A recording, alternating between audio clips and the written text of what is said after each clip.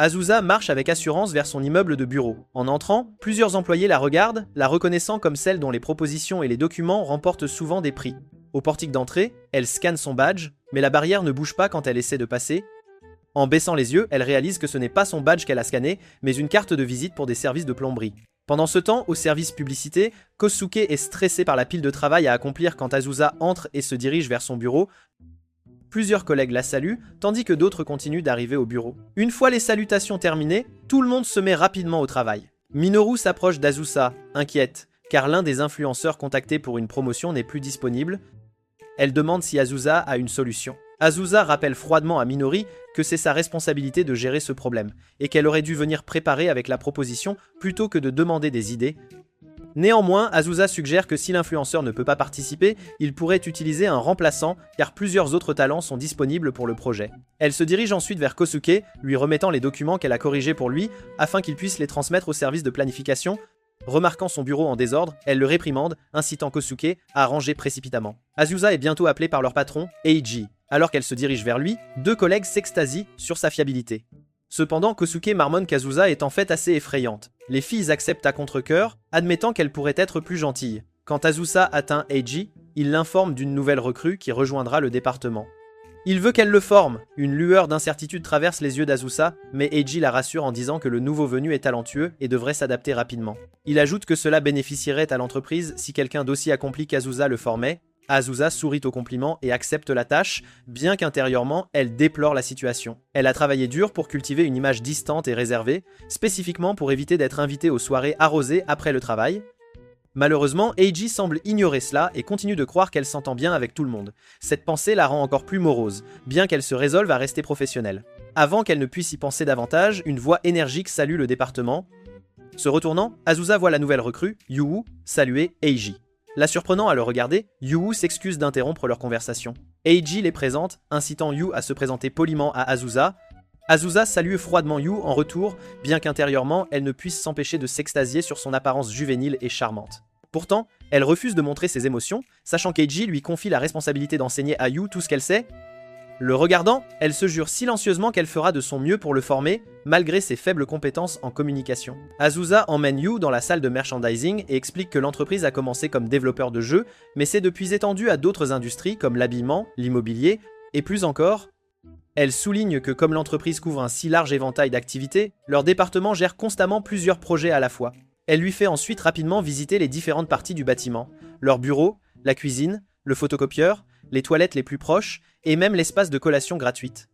Se sentant accomplie, elle pense avoir réussi à lui montrer tout ce qui est important. Il se plonge directement dans le travail, mais Sunyu l'appelle hésitamment, embarrassée de ne pas savoir quelles sont ses tâches pour la journée. Azusa réalise qu'elle s'est emportée avec la visite et a complètement oublié d'expliquer ses véritables fonctions.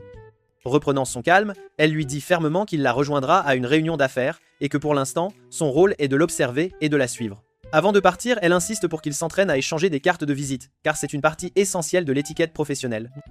Azusa tente de faire une démonstration, mais en essayant de forcer l'ouverture de son porte-cartes, elle en renverse accidentellement tout le contenu sur le sol. Gênée par sa propre maladresse, elle se fige tandis que Yu ramasse rapidement les cartes éparpillées et les lui rend poliment.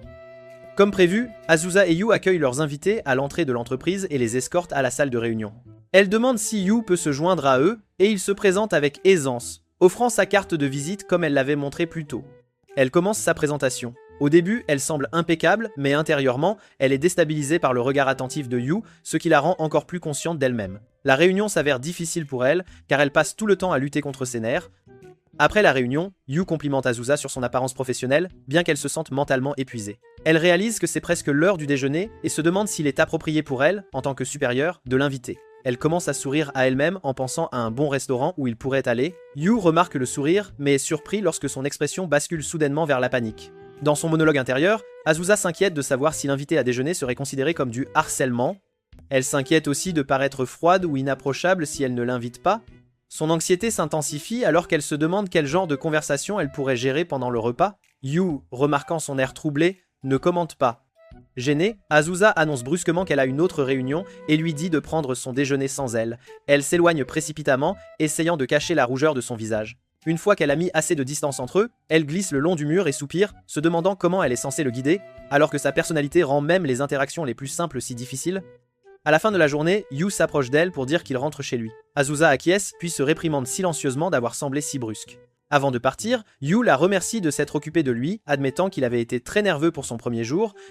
Azusa lui dit qu'il est normal pour les nouveaux de faire des erreurs et le rassure en lui disant qu'il peut toujours compter sur elle. Elle lui offre quelques mots d'éloge supplémentaires avant qu'il ne parte. Alors qu'il sort, ses autres collègues s'arrêtent aussi pour discuter avec lui de sa première journée. À Yubing, alors qu'Azusa marche dans les rues sombres pour rentrer chez elle, elle se sent coupable. Elle réalise qu'elle a passé plus de temps à se soucier de sa propre image qu'à se concentrer sur les sentiments de Yu. Elle décide que demain, elle sera plus attentive et directe avec lui. Le lendemain, Yu discute tranquillement avec des collègues quand Azusa apparaît, leur disant carrément de s'écarter de son chemin, ils lui font immédiatement de la place pour passer. Azusa s'assied à son bureau, intérieurement fière d'avoir salué tout le monde. Normalement, complètement inconsciente qu'elle avait en fait l'air intimidante. Plus tard, elle charge Yu de rédiger une proposition pour un studio de manga, lui remettant des échantillons de ses propres travaux passés pour référence. Alors que Yu se plonge dans la tâche, Azusa jure qu'aujourd'hui sera le jour où elle l'invitera enfin à déjeuner. Lorsque Yu lui demande plus tard de revoir son travail, elle lui signale plusieurs erreurs et lui dit de réviser ses sections. Avant qu'il ne puisse commencer, elle ajoute fermement qu'il devrait faire les révisions après le déjeuner. Azusa décide que c'est l'occasion parfaite pour enfin inviter Yu à déjeuner, mais elle ne remarque pas qu'il s'est déjà levé pour prendre sa nourriture, pour le voir ensuite revenir à son bureau avec une tasse de nouilles instantanées. Elle le réprimande immédiatement pour avoir mangé quelque chose d'aussi malsain, mais Yu explique qu'il a un budget serré. Azusa choisit de ne pas discuter davantage et se détourne, se sentant coupable d'avoir manqué son timing et d'avoir pu paraître trop dure, surtout qu'elle ignorait sa situation financière. Yu cependant remarque l'air abattu sur son visage. Dans un restaurant, Azusa mange son propre déjeuner tout en se sentant inadéquate en tant que mentor. Elle se souvient comment son propre mentor l'avait autrefois emmenée au même restaurant, partageant des mots de sagesse et d'encouragement autour d'un repas. Ce souvenir ne fait qu'approfondir son sentiment d'échec. Son téléphone qui sonne l'attire de ses pensées. Elle termine rapidement son repas avant de rappeler Ritsu. Sur le chemin du bureau, elle discute des tâches qu'il reste à gérer. Ritsu la remercie, puis lui conseille de s'entraîner plus souvent à la conversation légère. Il évoque également le café de collaboration sur lequel ils avaient travaillé précédemment, confiant que le café les contactera bientôt pour un autre projet. Azusa acquiesce en fredonnant, notant qu'un tel projet serait une bonne formation pour Yu. Ritsu est amusé d'apprendre qu'Azusa a maintenant un stagiaire. Il la taquine en lui disant d'être indulgente avec la recrue, sachant pertinemment que ses compétences en communication ne sont pas son point fort. Quand Azusa argumente mentalement qu'elle s'est bien débrouillée aujourd'hui, Ritsu lui dit sans détour que ses réponses courtes habituelles ne comptent pas comme une véritable conversation, ni même une tentative. Observant depuis son bureau, il observe Yu, qui avertit Azusa que les jeunes employés de nos jours n'hésiteront pas à changer d'emploi s'ils se sentent mal soutenus. Azusa s'inquiète immédiatement que Yu puisse partir à cause de son mauvais mentorat. Ritsu lui suggère d'essayer de lire un livre de développement personnel, mais Azusa fronce les sourcils à cette idée, insistant sur le fait qu'elle n'a pas besoin de l'histoire de succès de quelqu'un d'autre pour lui dire comment s'améliorer. Sur ce, elle met fin à l'appel et retourne au bureau. Alors que le soleil se couche, le service publicité termine sa journée. Azusa achève ses propres tâches et rentre chez elle, s'arrêtant dans une librairie pour acheter plusieurs titres de développement personnel sur la communication et le mentorat. De retour dans son appartement, elle réalise qu'elle a oublié d'acheter le dîner. Ouvrant le réfrigérateur, elle ne trouve rien et se contente de nouilles instantanées. Elle se réprimande d'avoir mangé la même chose qu'elle avait reproché à Yu, bien qu'elle se console en se disant qu'au moins elle l'accompagne d'un jus de légumes. Plongée dans les livres, elle découvre que la première règle pour être un patron qui réussit est de saluer tout le monde avec énergie et un sourire. Se souvenant de son salut froid du matin, elle réalise qu'elle avait fait exactement le contraire. Pour s'entraîner, Azusa prend un petit miroir et commence à tester son sourire et ses salutations. Cependant, son propre reflet semble si rigide et dérangeant qu'elle abandonne rapidement, décidant de passer au conseil suivant. Le livre suggère qu'au lieu d'être stricte, elle devrait encourager son subordonné avec des éloges. Ce conseil la déroute, car elle sait qu'elle devra éventuellement corriger les erreurs de Yu. Se penchant en arrière sur le canapé, elle commence à se demander si elle est vraiment faite pour être un mentor. Ses pensées sont interrompues quand elle se souvient des nouilles instantanées qu'elle avait laissées de côté, les vérifiant. Elle constate qu'elles sont trop cuites. Attristée, elle casse ses baguettes et se met à manger. Le lendemain matin, Azusa se réveille et réalise qu'elle a trop dormi. Paniquée, elle se dépêche de se préparer, s'inquiétant de l'impression que cela ferait sur Yu si elle était en retard. Heureusement, elle parvient à accélérer sa routine et arrive au bureau parfaitement sereine. Là, elle aperçoit Yu, qui la salue chaleureusement. Azusa s'apprête à rendre le salut, mais se fige lorsqu'elle entend Akame et Minori chuchoter à son sujet.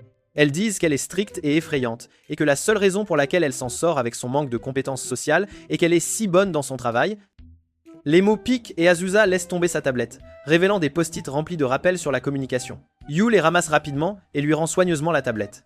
Alors qu'Azusa la prend, Yu aperçoit un aperçu de l'expression qu'elle ne peut pas tout à fait cacher. Elle se ressaisit rapidement et lui dit d'un ton vif qu'ils devraient commencer leur journée. Mais avant qu'elle ne puisse partir, Yu se dirige vers les deux collègues qui bavardent. Avec une expression détendue, il leur dit à quel point il se sent chanceux d'être sous la direction d'Azusa, car il a déjà vu son côté gentil. Akumi et Minori sont surprises, réalisant qu'Azusa a entendu leur commérage. Yu retourne ensuite aux côtés d'Azusa et s'excuse d'avoir outrepassé ses limites. Azusa se détourne obstinément, déclarant qu'elle ne va pas le remercier, avant de murmurer doucement un merci. Alors qu'ils se dirigent vers leur département, Azusa essaie maladroitement de demander s'il veut déjeuner ensemble. Yu, ne saisissant pas l'allusion, répond simplement qu'il prendra encore des nouilles, mais cette fois avec un bâtonnet de légumes pour que ce soit sain. Tout le monde dans la salle de réunion écoute attentivement tandis qu'Azusa présente ses plans pour un prochain café de collaboration. L'un de leurs jeux, Racing Girls, organisera un événement de café de soubrette où les personnages apparaîtront vêtus de tenues de servantes. Pendant ce temps, l'intérieur du café sera repensé pour ressembler à la carte du jeu, offrant aux clients une expérience immersive. Yu observe de côté, admirant l'air posé et professionnel d'Azusa alors qu'elle livre sa présentation. Une fois la réunion terminée, Azusa et Yu escortent leurs invités à la sortie du bâtiment. Leurs partenaires expriment leur enthousiasme pour le projet, affirmant que la dernière collaboration a été un énorme succès qui a attiré de nombreux nouveaux fans. Une fois les invités partis, Azusa dit sévèrement à Yu qu'il participera également au café de collaboration. Elle lui demande de revoir ses plans de projet et de compléter plusieurs documents, en utilisant son travail précédent comme référence. Alors qu'Azusa se retourne pour rentrer, elle jure silencieusement qu'aujourd'hui sera le jour où elle invitera enfin Yu à déjeuner. Cependant, lorsqu'elle scanne son badge à la porte, il est rejeté, indiquant qu'elle a utilisé la mauvaise carte. Plus tard au bureau, Azusa observe Yu alors qu'il joue à Racing Girls. Yu la regarde et lui demande si elle joue réellement au jeu qu'elle gère. Azusa confirme que oui, expliquant que cela l'aide à mieux comprendre leurs clients en expérimentant le gameplay elle-même. Ce qu'elle ne lui dit pas, c'est qu'elle aime sincèrement jouer au jeu. Pour se concentrer sur Yu, elle lui demande de continuer à s'entraîner avant de finaliser sa propre proposition. Suivant son conseil, Yu commence une course, mais s'écrase presque immédiatement. Azusa, décidant de faire une démonstration, lui demande son téléphone, secrètement soulagée que ses compétences de joueuse puissent enfin être utiles pour encadrer son junior. Avant de rejoindre l'entreprise, elle avait été une joueuse acharnée et avait même travaillé à temps partiel comme testeuse de jeux pendant ses études. Même maintenant, elle préfère toujours les jeux aux sorties sociales. Prenant le téléphone de Yu, elle commence une course mais la trouve rapidement plus difficile que prévu. Elle réalise que la difficulté vient du fait de jouer sur un téléphone au lieu d'une manette et les commandes inconnues la déstabilisent. Alors qu'elle se penche et se balance instinctivement avec les virages, elle ne remarque pas qu'elle est au bord du canapé jusqu'à ce qu'elle tombe. Yu et Azusa sont tous deux choqués par la chute. Déterminée à retrouver sa fierté, elle insiste pour une autre manche. Voulant apaiser son embarras, Yu suggère de passer en mode versus pour s'entraîner. Alors qu'ils retournent à leur bureau, Azusa ne peut toujours pas se débarrasser de sa gêne de tout à l'heure. Ils s'étaient affrontés mollement sur un parcours pour débutants, et au lieu de montrer ses talents de joueuse, elle n'avait réussi qu'à paraître peu fiable. Alors qu'elle rumine encore l'incident, ses collègues de bureau commencent à faire des plans pour le déjeuner, et Azusa réalise que c'est peu être le moment idéal pour enfin l'inviter. Elle le regarde, mais les mots sortent à peine de sa bouche. Il semble si concentré sur son écran qu'elle se convainc que ce n'est finalement pas le bon moment. Avant qu'elle ne puisse décider quoi faire, un collègue l'appelle à l'aide. Azusa se lève rapidement et les assiste, repoussant ses pensées. Pendant ce temps, Yu rencontre un problème dans son travail et se tourne pour lui poser une question, seulement pour trouver sa place vide. La voyant aider quelqu'un devant lui, il attend son retour. Mais juste au moment où il est sur le point de l'appeler, leur chef de section la convoque, et elle part immédiatement une fois qu'elle est sûre que son collègue peut se débrouiller sans elle.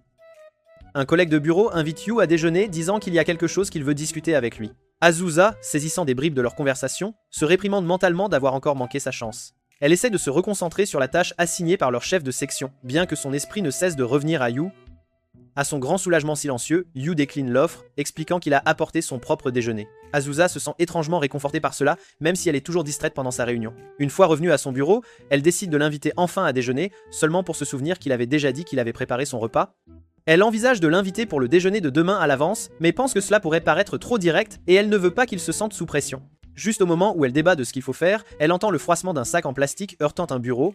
En regardant, elle trouve Yu sortant une tasse de nouilles instantanées. Azusa fronce les sourcils, alors Yu explique qu'il a un budget serré mais promet qu'il mangera mieux une fois qu'il aura économisé le mois prochain. Rapatriant son hésitation, Azusa déclare brusquement qu'elle l'invite à déjeuner. Yu commence à refuser, mais elle se retourne brusquement, insistant sur le fait que c'est sa responsabilité en tant que mentor de s'assurer qu'il reste en bonne santé et qu'il soit performant. Ne trouvant aucune place pour argumenter, Yu finit par accepter. Enfin assises ensemble au restaurant, Azusa s'autorise un petit sourire fier. Elle a enfin réussi à inviter Yu à déjeuner. En attendant leur repas, elle se souvient avec tendresse de son propre mentor et comment on lui avait appris à se comporter correctement en tant que subordonnée. Perdue dans ses pensées, elle ne remarque pas Yu plaçant discrètement des serviettes en papier et un verre d'eau devant elle, des gestes simples qu'elle avait l'intention de lui enseigner elle-même. Yu remarque son expression troublée et est sur le point de demander si quelque chose ne va pas, mais la serveuse arrive pour prendre leur commande. Quand leur repas arrive, Azusa fixe sa nourriture sous le choc. Yu n'a commandé qu'une salade. Elle le réprimande en plaçant une généreuse portion de son steak sur sa salade avant qu'il ne puisse objecter. Azusa fronce les sourcils, pensant que le déjeuner ne commence pas bien, mais quand Yu prend une bouchée, son expression s'illumine de la qualité de la nourriture, il la remercie et admet que c'est son premier vrai repas depuis un moment. Sans réfléchir, elle demande pourquoi il a un budget si serré, et le regrette immédiatement, car cela semble trop personnel. Yu hésite, puis admet qu'il a acheté un kit de maquettes coûteux et a décidé de réduire ses repas à cause de cela. À la surprise générale, Azusa ne semble pas du tout critique. Au lieu de cela, elle lui dit calmement qu'il n'est pas mal de se faire plaisir avec ce que l'on aime, mais qu'il ne devrait pas négliger sa santé dans le processus. Yu promet de faire mieux, tandis qu'Azusa se promet silencieusement d'arrêter de faire des nuits blanches pour jouer à de nouveaux jeux. Pour détendre l'atmosphère, Azusa lui dit qu'il devrait s'entraîner à nouveau aux jeux de course pour renforcer leur proposition. Plus tard cette nuit-là, Azusa passe des heures à jouer aux jeux de course jusqu'à ce qu'elle obtienne enfin la première place en utilisant les commandes mobiles. Son estomac gargouille et proteste, lui rappelant qu'elle n'a pas encore mangé. Ouvrant son réfrigérateur, elle ne trouve que 2 œufs et pas de nouilles Oden.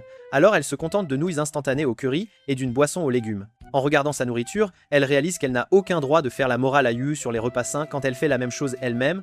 Le lendemain, Azusa marche vers le bureau, visiblement plus fatiguée que d'habitude. Elle avait passé toute la nuit à jouer à Racing Girls. Malgré sa fatigue, elle se sent heureuse d'elle-même car maintenant, on peut lui poser n'importe quelle question sur le jeu et elle pourra répondre avec confiance.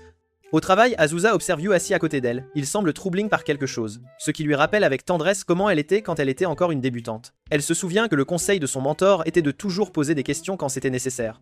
Le fait que son mentor le lui ait fait remarquer a rendu sa supérieure bien plus accessible. Décidant d'agir de même, elle dit fermement à Yu qu'il doit lui poser des questions immédiatement dès qu'il en a une. Yu la remercie de s'être inquiétée pour lui, mais la rassure en lui disant qu'il va très bien. Cette réponse déconcerte un peu Azusa, car elle avait prévu de l'aider aujourd'hui. Retournant à son travail, elle jette un coup d'œil à Yu, s'attendant à ce qu'il lui demande quelque chose, mais il ne le fait pas. Elle essaie de rôder près de lui, faisant semblant d'aller chercher de l'eau et de revenir, mais Yu ne dit absolument rien. Finalement, Azusa essaye de le persuader de poser une question, mais Yu décline poliment l'offre une fois de plus. Azusa va s'asseoir près des canapés, se demandant pourquoi Yu ne l'a pas encore approché. Elle commence à s'inquiéter d'avoir être créé une atmosphère peu accueillante, et que le déjeuner d'hier n'ait pas suffi à la rendre plus accessible.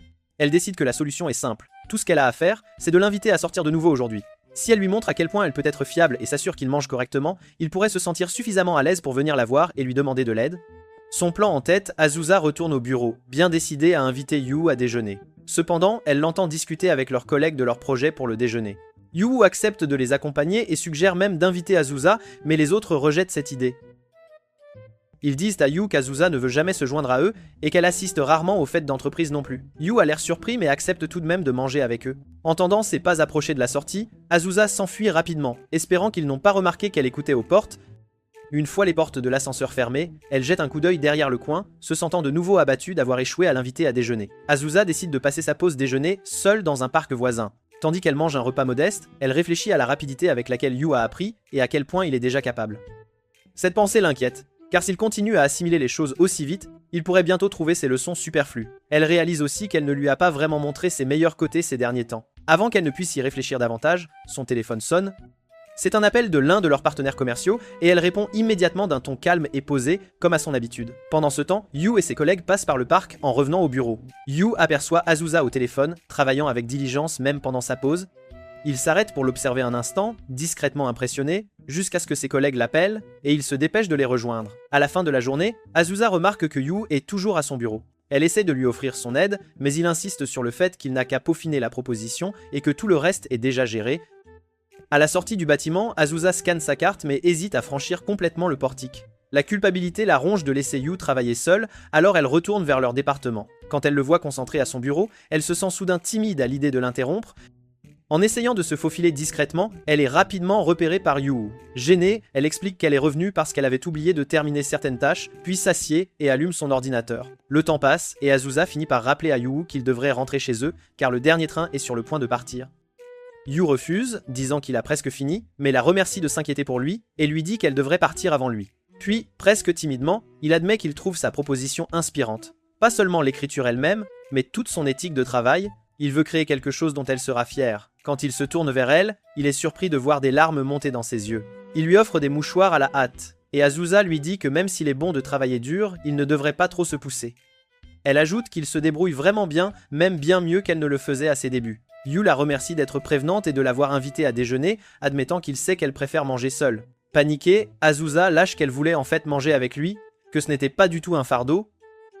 Réalisant ce qu'elle vient de dire, son visage devient écarlate et elle cache son embarras en lui disant fermement de finir son travail. Quand Yu a enfin terminé, Azusa leur réserve un taxi, mais le processus de réservation prend tellement de temps que Yu s'endort en attendant. Azusa drape doucement son manteau sur lui et lui noue même son écharpe autour du cou. Yu se réveille, surpris de se retrouver si emmitouflé, tandis qu'Azusa se contente de sourire à elle-même, satisfaite, alors qu'ils attendent leur transport. Azusa et Yu sont invités à discuter des plans pour une prochaine soirée arrosée, car l'un de leurs collègues est sur le point de se marier. Azusa ressent un pincement de terreur à la mention du mariage, se souvenant comment sa mère la presse de rencontrer quelqu'un ces derniers temps.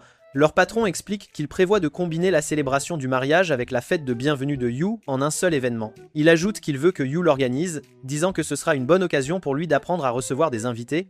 Il demande également à Azusa de guider Yu dans le choix d'un restaurant approprié et la recherche d'un cadeau pour le couple. Azusa accepte mais s'inquiète intérieurement. Elle socialise rarement avec ses collègues de bureau et n'a aucune idée de l'endroit où les gens voudraient manger, et encore moins du type de cadeau à acheter. Une fois que leur patron leur laisse les préparatifs, Azusa, essayant de paraître confiante, déclare qu'ils vont commencer à planifier immédiatement. Les deux se retrouvent bientôt dans un magasin de produits de luxe. Yu regarde autour de lui avec curiosité, se demandant quel genre de cadeau serait le mieux. Azusa explique que l'art d'offrir des cadeaux est une compétence importante, non seulement au bureau, mais aussi pour apprendre à naviguer en société. Tandis que Yu parcourt les étalages, Azusa sort discrètement son téléphone et cherche ce qui serait un cadeau approprié. Elle maudit son manque d'expérience, car sa nature introvertie l'a amenée à manquer tellement de mariages qu'elle ne se souvient plus du dernier auquel elle a assisté. Elle se rappelle même n'avoir jamais été invitée au mariage récent parce qu'elle n'avait jamais montré beaucoup d'intérêt auparavant. Pourtant, elle est déterminée à guider Yu correctement, même si elle est tout aussi perdue que lui. Ses yeux se posent bientôt sur une étagère remplie de tasses. Un ensemble particulier attire son attention. Une paire de tasses de couple avec d'adorables motifs de chat. Yu remarque la légère étincelle dans ses yeux alors qu'elle en prend une pour l'examiner de plus près. Curieux, il s'approche et lui demande si elle pense que les tasses feraient un bon cadeau. Sa proximité soudaine surprend Azusa, la faisant trébucher et laisser tomber l'une des tasses qui se brise sur le sol. Yu s'excuse immédiatement de l'avoir surprise, mais Azusa insiste que ce n'est pas sa faute. Quand une vendeuse vient vérifier, Azusa ne peut s'empêcher de se rabaisser à cause de sa maladresse habituelle. Elle essaie d'insister pour payer la tasse cassée, mais Yu demande s'ils ont une autre paire disponible car il aimerait les acheter. Azusa proteste, disant qu'elle devrait au moins les payer. Mais Yu explique simplement qu'il aimait le design et qu'il a l'habitude de les utiliser lui-même. Avant qu'elle ne puisse argumenter davantage, il est déjà au comptoir. Payant l'ensemble, Azusa se sent vaincue et jure de trouver le cadeau parfait pour le couple. En cherchant sur son téléphone, elle se vante de ses compétences en recherche, affûtée par des années d'obsession pour les jeux. Une fois que Yu a terminé son achat, elle annonce avec assurance qu'il devrait la suivre, car elle a déjà trouvé le cadeau idéal.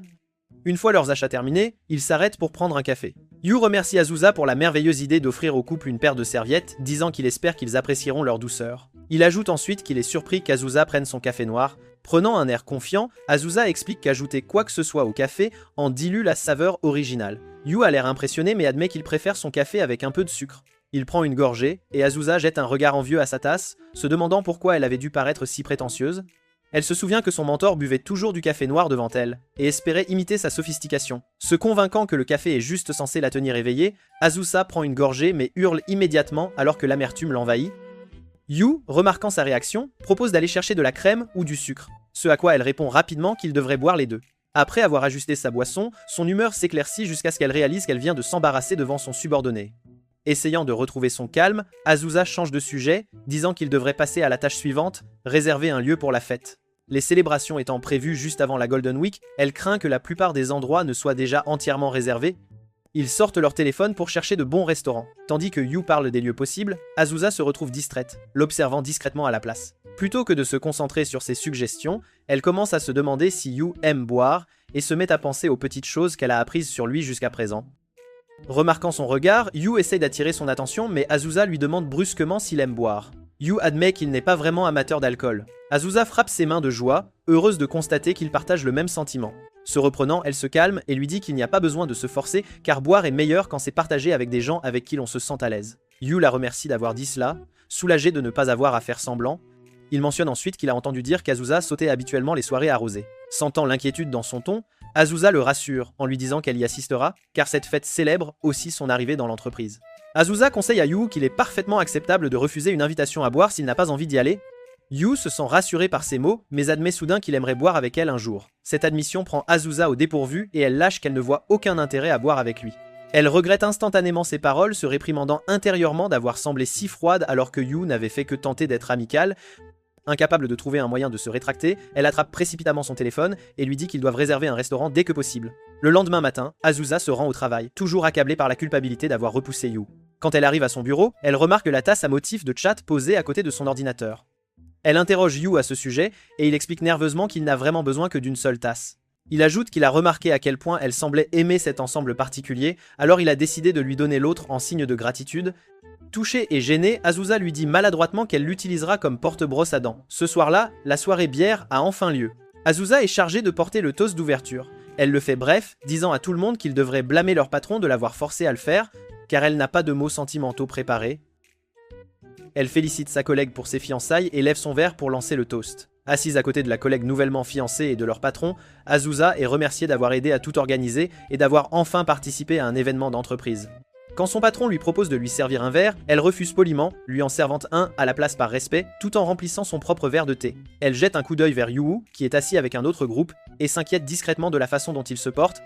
Bientôt, Koru s'approche de Yu, lui demandant comment il s'entend avec Azusa. Yu jette un coup d'œil dans sa direction et sourit avant de répondre qu'ils s'entendent en fait plutôt bien. Koru admet qu'il était inquiet car la plupart des nouveaux sont généralement effrayés par elle. Yu dit qu'il est reconnaissant d'être sous sa direction car elle le corrige et le soutient chaque fois qu'il en a besoin. Satisfait de la réponse, Koru tape Yu dans le dos et l'encourage à se détendre et à profiter de la soirée. Azusa observe l'interaction depuis sa table, un regard inquiet dans les yeux. Finalement, elle se lève et s'approche d'eux. Les deux hommes sont surpris quand elle apparaît soudainement derrière eux, prend la boisson de Yu et la boit d'un trait. Parlant fermement, elle déclare que Yu est son mentoré et qu'elle ne peut pas rester là à le laisser boire n'importe quoi qu'on lui tend, à moins qu'elle ne le teste d'abord. Amusée de la voir enfin socialiser, Kaworu rit et lui verse un autre verre.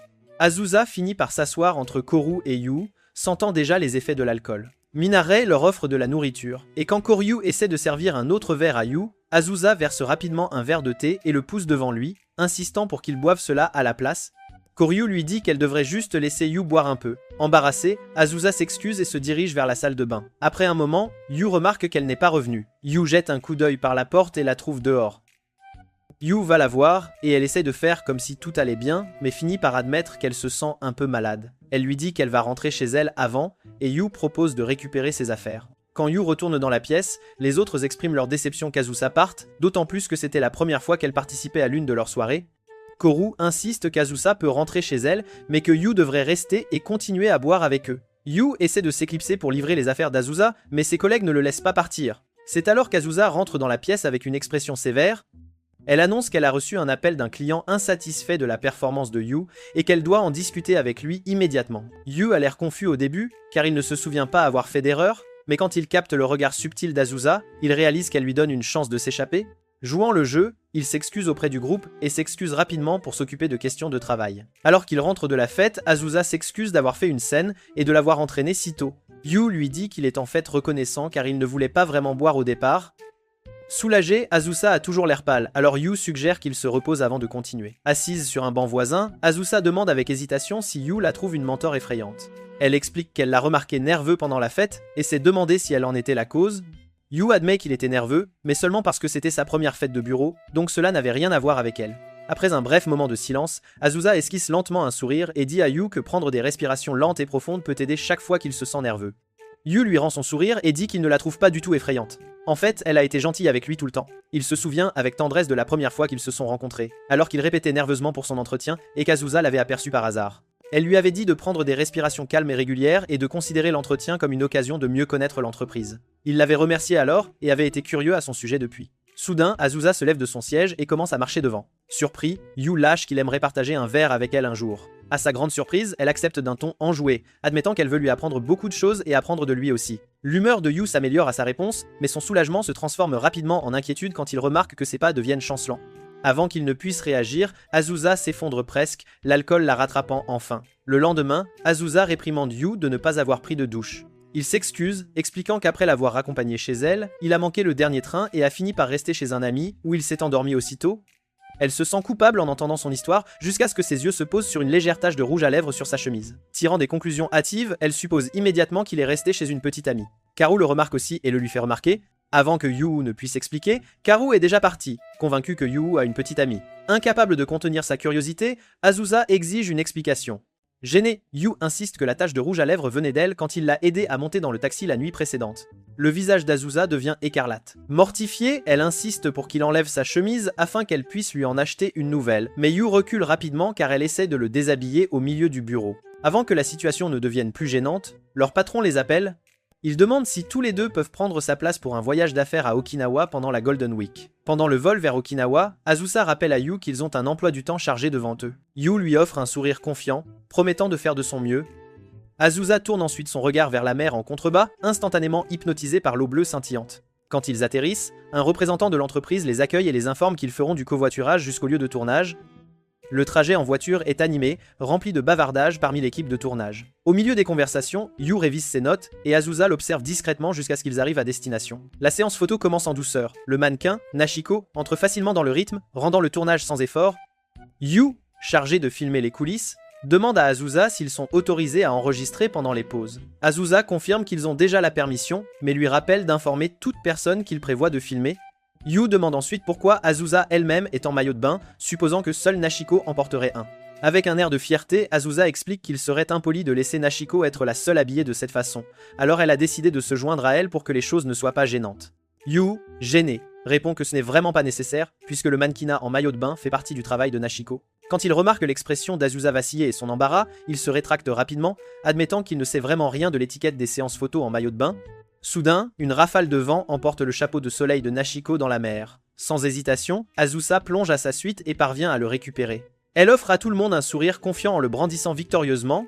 Quand elle revient sur le rivage, elle tend le chapeau à un assistant qui la remercie et Yu lui offre immédiatement une serviette. Azusa refuse, choisissant de se laisser sécher naturellement en déclarant fièrement que c'était une bonne idée de porter un maillot de bain après tout.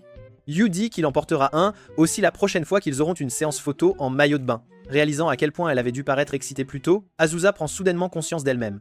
C'est alors qu'un membre du personnel s'approche et couvre Azusa de compliments sur sa silhouette. Quand il tend la main pour toucher ses bras, quelque chose se remue en Yu et il émet un son pour les interrompre. Leur attention étant maintenant sur lui, Yu annonce nerveusement que Nashiko est en pause et qu'il doit aller la voir. Le membre du personnel s'excuse rapidement et s'en va, car cela signifie aussi qu'il doit acheter des rafraîchissements pour l'équipe. Alors qu'il part, Azusa tape légèrement le bras de Yu en signe d'appréciation pour avoir arrêté l'homme. Les deux se dirigent vers l'endroit où Nashiko se repose, bien que Yu ne puisse se débarrasser d'un sentiment persistant de malaise. Ils se déplacent rapidement à travers différents lieux pour le tournage, Yu prenant un rôle actif dans le filmage de tout et aidant partout où il est nécessaire. Azusa est toujours à proximité, s'assurant qu'il s'entend bien avec le reste de l'équipe. À la fin de la journée, Yu est complètement épuisé. Pendant qu'il se repose, Azusa tapote une bouteille d'eau froide contre sa joue et la lui offre, craignant qu'il ne soit déshydraté. Il boit de grandes gorgées d'eau tandis qu'Azusa l'observe avec tendresse, complimentant son travail acharné. Réalisant qu'elle l'a dit si naturellement, son visage devient rouge. Pour masquer son embarras, elle lui dit de finir la bouteille et s'éloigne brusquement. Ce soir-là, l'équipe célèbre une première journée de séance photo réussie. Tout le monde est heureux d'être à Okinawa, appréciant le travail et la compagnie. Tous complimentent Azusa pour avoir organisé leurs emplois du temps si efficacement et pour que tout se déroule sans accroc. Ils vous remercieraient également d'avoir apporté votre aide précieuse. Soudain, la scène s'anime alors que les artistes sifflent pour attirer l'attention de tous. La musique traditionnelle commence à emplir l'air et les artistes invitent tout le monde à se joindre à la danse. Les artistes demandent aux hommes de faire le mouvement de la pierre pendant que les femmes font le papier. L'équipe s'enflamme et décide de se joindre à eux, incitant Yu et Azusa à danser aussi. Azusa devient nerveuse et essaye de refuser, trop timide pour dire qu'elle ne sait pas comment. Yu l'encourage et commence immédiatement à danser au rythme, bien que ses pas soient complètement décalés, le rendant ridicule. Se sentant coupable d'avoir hésité alors que sa junior est si courageuse, Azusa ravale sa timidité et se joint à la danse. Yu rayonne quand il la voit danser à ses côtés. Bientôt, toute l'équipe est debout et bouge au rythme de la musique. Même Azusa surmonte sa nervosité initiale et sourit joyeusement avec tout le monde. Yu ne peut s'empêcher de remarquer à quel point elle est belle quand elle sourit à M. Plus tard cette nuit-là, de retour à l'hôtel, Yu s'effondre sur son lit, confus quant à ses sentiments envers Azusa. Une sonnette retentit soudainement, et quand il ouvre la porte, il la trouve là. Azusa lui tend quelques crèmes, lui faisant remarquer qu'il est gravement brûlé par le soleil. Yu regarde sa peau et réalise qu'il a oublié d'appliquer de la crème solaire. Azusa le réprimande, lui rappelant que puisqu'ils font la promotion d'une marque de crème solaire, il doit montrer aux clients qu'il l'utilise réellement. L'expression de Yu s'assombrit et Azusa adoucit son ton, expliquant que les rayons d'Elkano sont plus forts que d'habitude quelle que soit la saison. Reconnaissant sa tentative de le réconforter, Yu sourit et promet d'appliquer de la crème solaire demain. Le lendemain, le tournage a lieu dans un champ. Toute l'équipe est de bonne humeur car cela ressemble à une autre journée sans encombre. Azusa remarque à quel point la lumière du soleil est forte, mais le tournage continue comme prévu. Contrairement au décor inspiré de la plage d'hier, le thème d'aujourd'hui se concentre sur les sites urbains notables d'Okinawa. Il visite même un sanctuaire où Nashiko est invitée à tirer une fortune. Après avoir examiné les photos du sanctuaire, ils retournent à la plage pour discuter du reste de leur plan. Puisque c'est le dernier jour, tout le monde se remercie pour son travail acharné. Azusa annonce qu'avec tout terminé, l'équipe est libre de profiter du reste de l'après-midi. Le groupe applaudit la nouvelle car ils ont enfin le temps d'explorer Okinawa. Azusa, cependant, se sent incertaine. Elle veut inviter Yu à faire du tourisme avec elle, mais craint que cela ne paraisse autoritaire, ou qu'il préfère passer son temps libre seul. Pendant ce temps, Yu se demande ce qu'Azusa compte faire. Un membre du personnel suggère soudainement qu'ils aillent tous faire du tourisme ensemble en groupe. L'idée prend Yu et Azusa par surprise, bien que le reste de l'équipe accepte avec enthousiasme. Alors que tout le monde attend leur réponse, Azusa commence à paniquer. Elle est déjà épuisée par les interactions sociales d'hier et d'aujourd'hui et n'est pas sûre de pouvoir continuer ainsi pour le reste de l'après-midi. Pourtant, elle essaie de se convaincre qu'elle peut gérer puisque de toute façon, ils rentreront bientôt. Remarquant son malaise, Yu l'interrompt avant qu'elle ne puisse accepter. Il dit qu'il préférerait utiliser leur temps libre pour préparer des idées pour leur prochain café collaboratif. Azusa s'accroche immédiatement à l'excuse de travailler, soulagée d'éviter de nouvelles interactions sociales, et l'équipe décide de se séparer. Une fois seule, Azusa admet que Yu l'a vraiment sauvée et lui demande quel café il veut visiter en premier. Yu cherche rapidement des options sur son téléphone, mais il y a trop de choix. Azusa se penche pour regarder et choisit facilement un endroit pour commencer.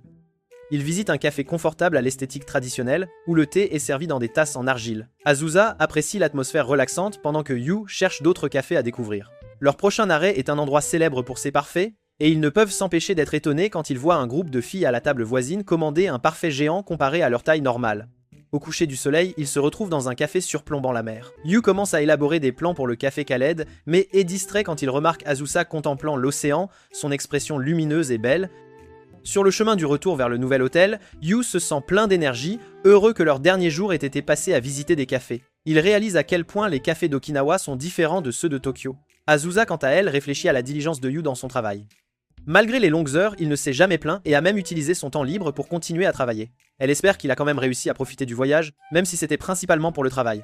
Yu remarque qu'elle devient silencieuse et prend de ses nouvelles, incitant Azusa à le remercier rapidement pour les images des coulisses dont ils auront besoin. Quand ils arrivent à l'hôtel, ils sont accueillis par une nouvelle inattendue. Le personnel les informe qu'une seule chambre a été réservée pour eux. Ils essayent de clarifier les choses avec le personnel de l'hôtel, mais le personnel insiste sur le fait que la réservation a été faite de cette façon. Ce qu'elle ne sait pas, c'est que Minori, qui s'est occupé de la réservation, avait réservé par erreur une chambre simple avec 2 lits, pensant que c'était la même chose. Azusa vérifie s'ils peuvent réserver une chambre supplémentaire, mais tout est complet pour la Golden Week. N'ayant pas d'autre choix, elle décide qu'ils devront prendre la chambre et trouver un arrangement approprié une fois installé. Ensuite, Azusa prend un bain et réfléchit à leur situation. Même si la chambre a des lits jumeaux, l'idée de dormir dans le même espace la rend anxieuse. Elle envisage brièvement de réserver un autre hôtel, mais réalise qu'il est peu probable qu'elle en trouve un disponible si tard un jour férié. Elle soupire, pensant à la façon dont elle semble toujours attirer ce genre de malchance. Lors d'un autre voyage de travail, elle a dû partager une chambre avec son mentor, Kanzaki. Bien qu'elle fût nerveuse à l'époque aussi, Kanzaki avait détendu l'atmosphère en commandant un gâteau et en le facturant à l'entreprise en guise de compensation pour l'erreur de réservation. Se demandant ce qu'elle pourrait faire pour Yu afin de rendre les choses plus confortables, elle quitte la salle de bain et retourne à la chambre. Elle remarque que Yu n'est pas dans le salon. Au lieu de cela, il range certaines de ses affaires. Yu informe Azusa qu'il passera la soirée dans un café manga voisin afin qu'elle puisse avoir la chambre pour elle seule. Alors qu'il est sur le point de partir, Azusa l'arrête, insistant sur le fait que ces choses arrivent et qu'elle est d'accord pour partager une chambre avec lui. Elle ajoute que quelque chose de similaire lui était déjà arrivé. Yu hésite, toujours mal à l'aise avec l'idée. Azusa explique qu'elle a dû partager une chambre avec son mentor, quelqu'un qu'elle admirait beaucoup, et que tout s'était bien passé. Elle admet qu'ils se sont même amusés, bien qu'elle dise à Yu qu'il n'a pas à se forcer à s'amuser. Même ainsi, Yu insiste sur le fait qu'il serait être mieux qu'ils partent. La main déjà sur la poignée de porte, Azusa apparaît soudainement à ses côtés, tendant son téléphone avec le jeu de course à l'écran alors qu'elle le défie à une revanche. Yu la regarde, momentanément stupéfait, avant qu'Azusa ne le taquine en lui disant qu'il a peur de perdre. En riant, Yu décide de rester et accepte le défi, lui rappelant qu'elle n'avait pas gagné une seule manche la dernière fois qu'ils avaient joué. Bientôt, le salon est jonché de collations alors que les deux jouent manche après manche. Azusa a du mal avec les commandes mobiles comme d'habitude, accusant Yu de tricher chaque fois que sa voiture fonce vers la ligne d'arrivée. Yu réalise qu'elle n'utilise aucun de ses turbos et le lui fait remarquer, lui montrant comment les utiliser. Au lieu de se frustrer, Azusa le remercie, souriant en déclarant qu'elle va certainement le battre maintenant. Son enthousiasme fait rougir Yu, ce qu'elle prend pour un autre coup de soleil. Elle le taquine pour avoir encore oublié la crème solaire, et Yu s'excuse rapidement pour aller acheter plus de boissons. Au distributeur automatique, Yu prend une profonde inspiration, essayant de comprendre ses sentiments. La pensée qu'Azusa partage une chambre avec son mentor lui laisse une étrange douleur dans la poitrine. Il réalise qu'il est jaloux parce qu'Azusa admire quelqu'un. Quand il revient, il trouve Azusa profondément endormie sur le lit, serrant son téléphone. Souriant doucement, il envisage de dormir, mais elle se réveille soudainement, se plaignant qu'il a mis trop de temps. Elle insiste sur le fait qu'elle ne dormira pas tant qu'elle ne l'aura pas enfin battue. Yu sourit et cède, jouant avec elle toute la soirée. Le lendemain matin, ils manquent de peu leur vol de retour, se précipitant à l'aéroport avec leur sac à la main. Malgré avoir à peine dormi, Yu se sent rafraîchi. Le voyage lui a donné plein d'idées pour leur café calade, et plus que cela, il s'est vraiment amusé. Azusa admet qu'elle aussi, souriant alors qu'ils courent côte à côte. La voyant sourire à ses côtés, Yu sent ses joues se réchauffer à nouveau quand elle lui rappelle qu'un emploi du temps chargé les attendra une fois de retour au bureau. Un matin, alors qu'Azusa prend son petit déjeuner, les nouvelles annoncent qu'un typhon approche de la région et conseille aux habitants de rester à l'intérieur.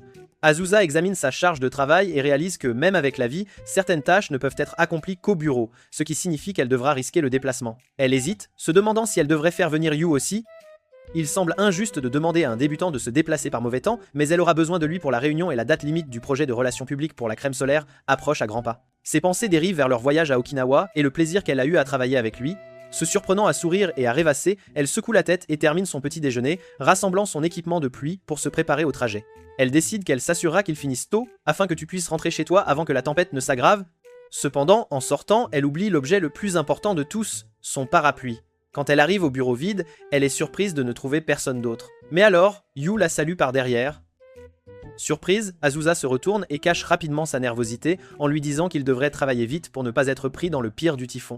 Alors que les deux s'installent pour travailler, Azusa remarque à quel point le bureau est différent quand ils ne sont que tous les deux. Le silence entre eux est confortable mais la rend étrangement gênée. Elle se dit qu'elle devrait être habituée à la présence de Yu maintenant, surtout après leur voyage à Okinawa puisqu'ils ont dû partager une chambre d'hôtel. Elle chasse ses pensées et se concentre sur ses tâches.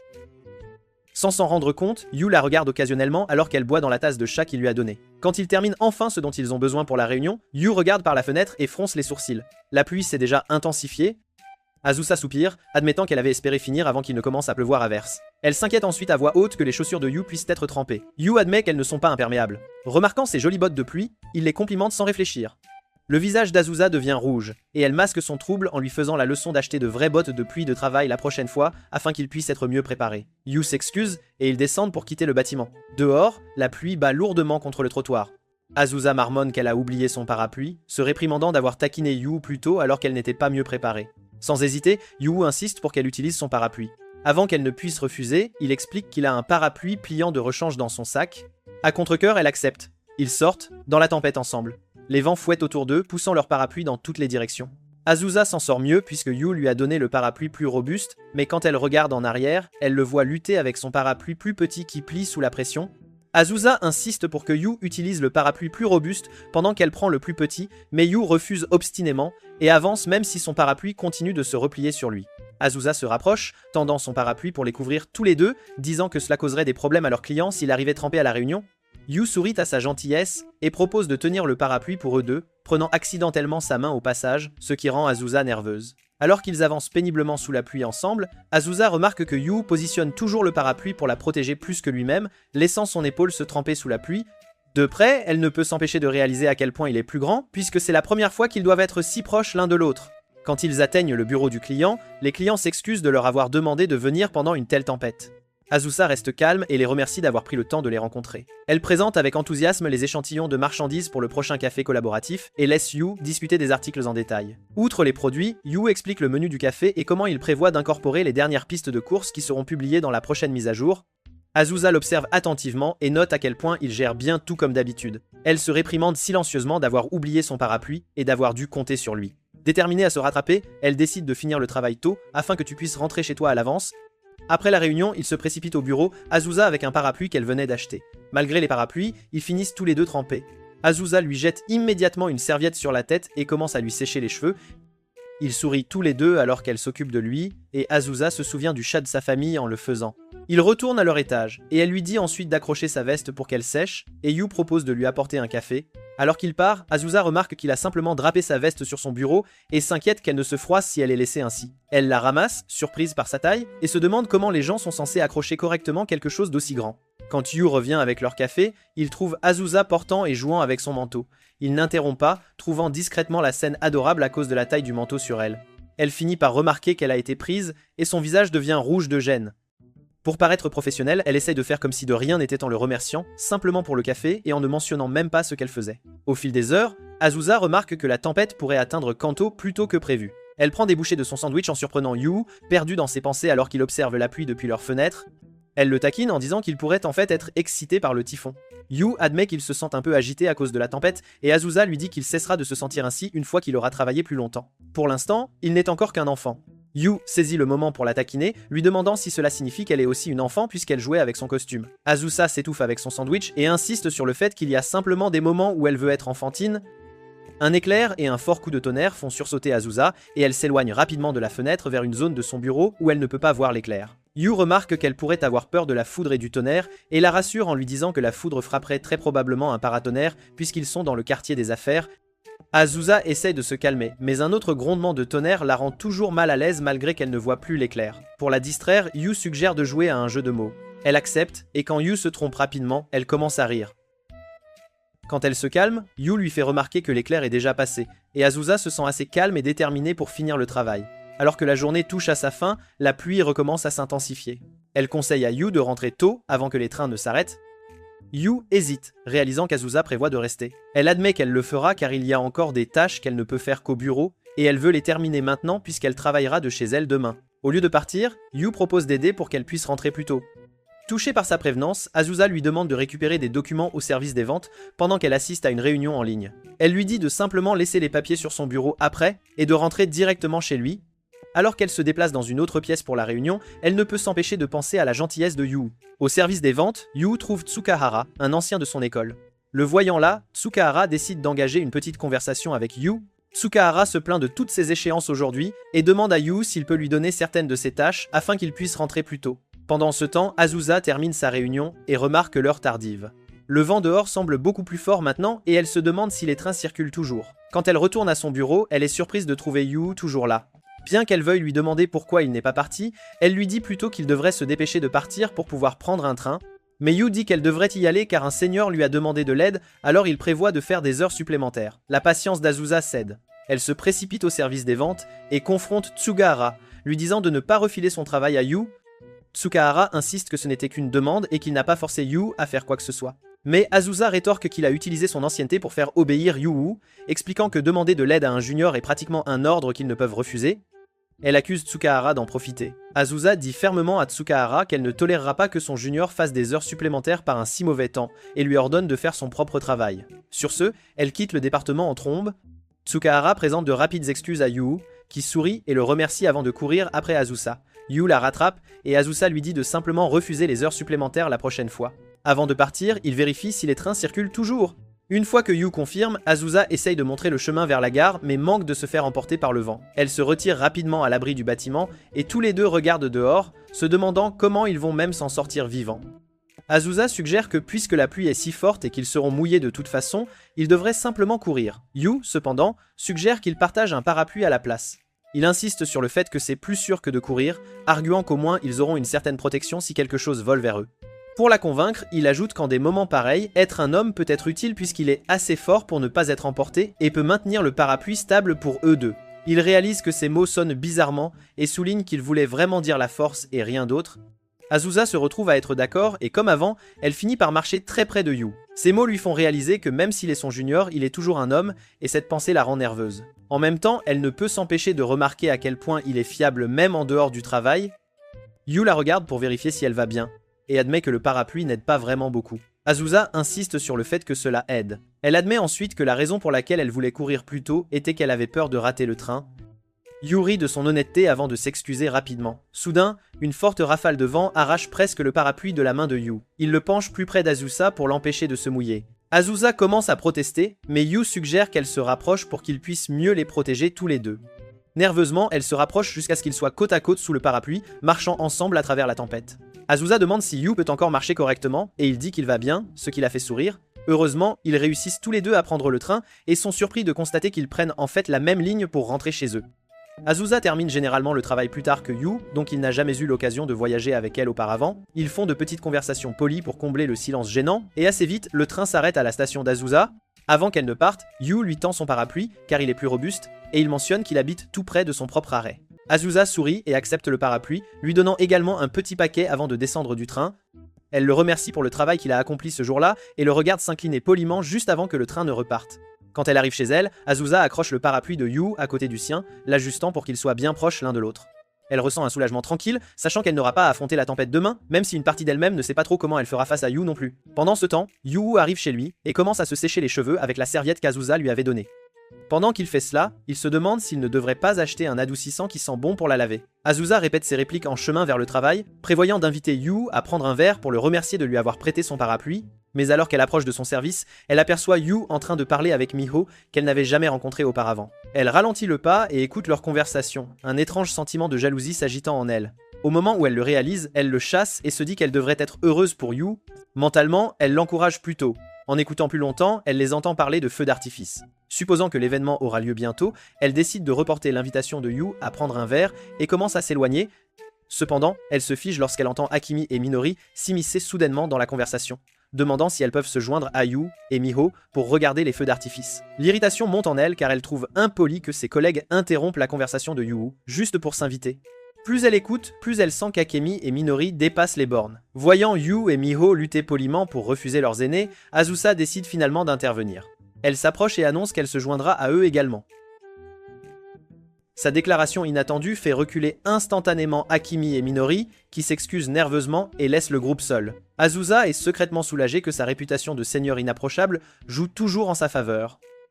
Se tournant vers Yu et Miho, elle clarifie rapidement qu'elle n'a pas réellement l'intention de se joindre à eux et que Yu devrait profiter du festival avec Miho. Quand elle voit leurs expressions confuses, elle réalise qu'elle a être complètement mal interprété la situation.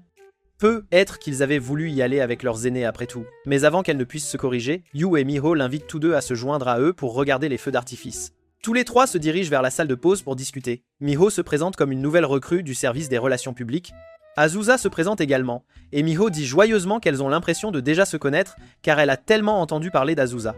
Gênée, Yu essaie de changer de sujet, suggérant qu'ils devraient finaliser leur plan pour le festival afin qu'Azusa puisse retourner travailler. Miho sort son téléphone et montre à Azusa qu'elle a gagné des billets assis pour le festival de feux d'artifice, expliquant que les 6 nouvelles recrues prévoient d'y aller ensemble. Azusa pâlit à cette idée, car cela signifie qu'elle devra se mêler à 6 de ses juniors, ce qui lui semble terriblement gênant en tant que senior. Elle essaie de refuser poliment et suggère qu'ils s'amusent tous sans elle, mais Miho insiste pour qu'elle se joigne à eux, car elle a toujours voulu lui parler. Yu essaie subtilement d'aider Azusa à se sortir de cette situation, mais Miho ne saisit pas ses allusions, laissant Azusa piégée dans une invitation qu'elle ne sait pas comment refuser. Ce soir-là, Azusa réfléchit au festival à venir et à ce qu'elle devrait porter. Elle sait que la plupart des gens portent des yukata, mais elle n'a aucune idée de ce qui serait joli. Puis elle se souvient que sa mère lui en avait acheté un il y a des années qu'elle n'avait jamais eu l'occasion de porter. Elle appelle sa mère, dont la voix joyeuse remplit immédiatement ses oreilles. Elles échangent quelques mots avant qu'Azusa n'aborde le sujet du yukata. Sa mère s'enthousiasme et suppose qu'Azusa en a besoin pour un rendez-vous galant. Gênée, Azusa la corrige rapidement, expliquant qu'elle y va seulement avec des collègues du bureau. Sa mère lui envoie une photo du yukata, et Azusa pâlit à la vue car il est excessivement enfantin. Elle décide de ne pas le porter, mais sa mère insiste pour lui envoyer des accessoires et même un peu d'argent afin qu'elle puisse en acheter un nouveau. Azusa essaie de soutenir qu'elle peut acheter le sien, ce qui fait rire sa mère, réalisant qu'Azusa a probablement beaucoup économisé, car tout ce qu'elle fait, c'est travailler et rester à la maison à jouer à des jeux. Au magasin de yukatas, Azusa se sent dépassée par le nombre impressionnant de choix. Une vendeuse s'approche et propose son aide, mais Azusa refuse sèchement. La femme recule poliment, et Azusa s'excuse silencieusement dans sa tête, sachant qu'elle ne faisait que son travail. En parcourant les rayons, elle aperçoit un motif de yukata avec des tortues et, un instant, pense à Yu. Elle chasse rapidement cette pensée et décide d'acheter plutôt le yukata exposé sur le mannequin. De retour chez elle, elle regarde des vidéos tutoriels et essaie d'enfiler le yukata toute seule. Mais peu importe le nombre de fois qu'elle l'ajuste, il a toujours l'air mal mis. Après presque 1 heure, elle admet sa défaite et réalise qu'elle aura besoin d'aide. Le lendemain au travail, Azusa se dirige discrètement vers le service des relations publiques et fait signe à Miho qu'elle veut lui parler. Miho suppose d'abord qu'Azusa a l'intention de se retirer du groupe, mais Azusa la surprend en disant qu'elle prévoit de porter un yukata. Les yeux de Miho s'illuminent, car elle aussi avait voulu en porter un, mais craignait de se faire remarquer. Savoir qu'Azusa en portera un lui donne la confiance nécessaire pour faire de même. Réalisant qu'elle s'était emportée, Miho se retient et la laisse continuer. Azusa demande comment Miho compte porter le sien, et Miho explique que certains salons proposent des services d'habillage sur rendez-vous, bien qu'elle prévoit simplement de suivre des tutoriels vidéo à la place. Alors que Miho continue de bavarder avec enthousiasme, Azusa décide qu'il serait plus sûr de réserver un salon pour l'aider avec le yukata. Après leur discussion, Miho aperçoit Yu dans le couloir. Avec un sourire taquin, elle lui dit de se réjouir de voir Azusa en yukata. Yu rougit immédiatement, tandis que Miho s'éloigne en chantonnant et en sautillant. Le jour du festival, toutes les nouvelles recrues se rassemblent près de la gare. Beaucoup d'entre elles sont impatientes de rencontrer enfin Azusa, ayant entendu des rumeurs au bureau sur son caractère prétendument intimidant. Yu essaye de la défendre, expliquant que bien qu'elle soit stricte, elle est aussi gentille et travailleuse. Ses amis disent simplement que c'est probablement la gentillesse de Yu qui fait ressortir son côté plus doux. Avant que Yu ne puisse argumenter davantage, Miho aperçoit Azusa la première et lui fait signe de venir. Yu lève les yeux et se fiche quand il la voit porter un yukata jaune clair qui lui va parfaitement. Miho, plus posé, se précipite pour la complimenter, et Azusa lui rend poliment l'éloge, apprenant que Miho avait réussi à enfiler son propre yukata. Azusa salue ensuite le reste du groupe, leur disant de profiter de la soirée même en sa présence. Le groupe lui rend son salut avec enthousiasme, soulagé de constater qu'elle n'est pas aussi effrayante qu'il l'avait imaginé. Yu essaie de présenter tout le monde mais finit par bégayer, et les autres prennent le relais, en le taquinant pour sa timidité. Azusa sourit simplement à leur énergie. Alors qu'ils se dirigent vers le site du festival, Miho suggère d'acheter des collations, car il reste encore du temps avant les feux d'artifice. Avec tant de stands autour, le groupe décide de se séparer en deux. Azusa rejoint l'équipe de Yu et Miho. Elle se sent un peu coupable d'être prise en charge, mais décide de les accompagner, car elle est complètement perdue dans ce genre d'environnement. Quand Yu lui demande ce qu'elle veut manger, elle avoue qu'elle a envie de nouilles froides. Yu et Miho commencent à suggérer d'autres plats de festival, énumérant des collations japonaises populaires. Azusa accepte leur choix, heureuse d'essayer quelque chose de nouveau, et leur tend son portefeuille pour payer. Yu et Miho refusent tous deux au début, mais elle insiste, arguant que les stands de festival peuvent être coûteux. Ils cèdent, et Azusa sourit triomphalement alors qu'ils partent acheter de la nourriture. Ils reviennent avec des takoyaki fraîchement préparés.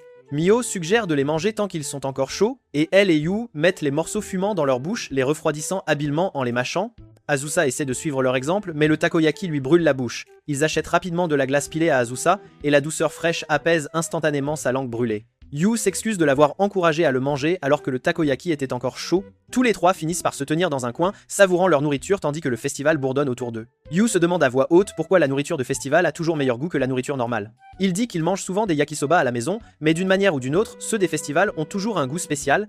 Miho le taquine en disant que c'est probablement parce qu'il les compare à des yakisoba instantanés. Elle se tourne vers Azusa et révèle que Yu a passé la majeure partie de sa période de formation avec un budget serré parce qu'il n'arrêtait pas d'acheter des kits de modèles en plastique. Azusa lui dit qu'elle le sait déjà. Elle les regarde, Yu et Miho continuent à plaisanter. Et pour la première fois, elle remarque à quel point Yu semble détendu. C'est étrange de voir un côté de lui qui ne se manifeste pas au travail. Après avoir fini de manger, ils aperçoivent un stand de tir et décident de tenter leur chance. Azusa dit qu'elle va juste regarder, mais Miho et Yu insistent tous deux pour lui gagner un prix. Ses yeux se posent sur une petite peluche tortue, posée sur l'étagère. Debout derrière eux, Azusa les regarde essayer de gagner la peluche. Un instant, elle est touchée par leur gentillesse à tous les deux, mais une pointe de culpabilité s'installe dans sa poitrine.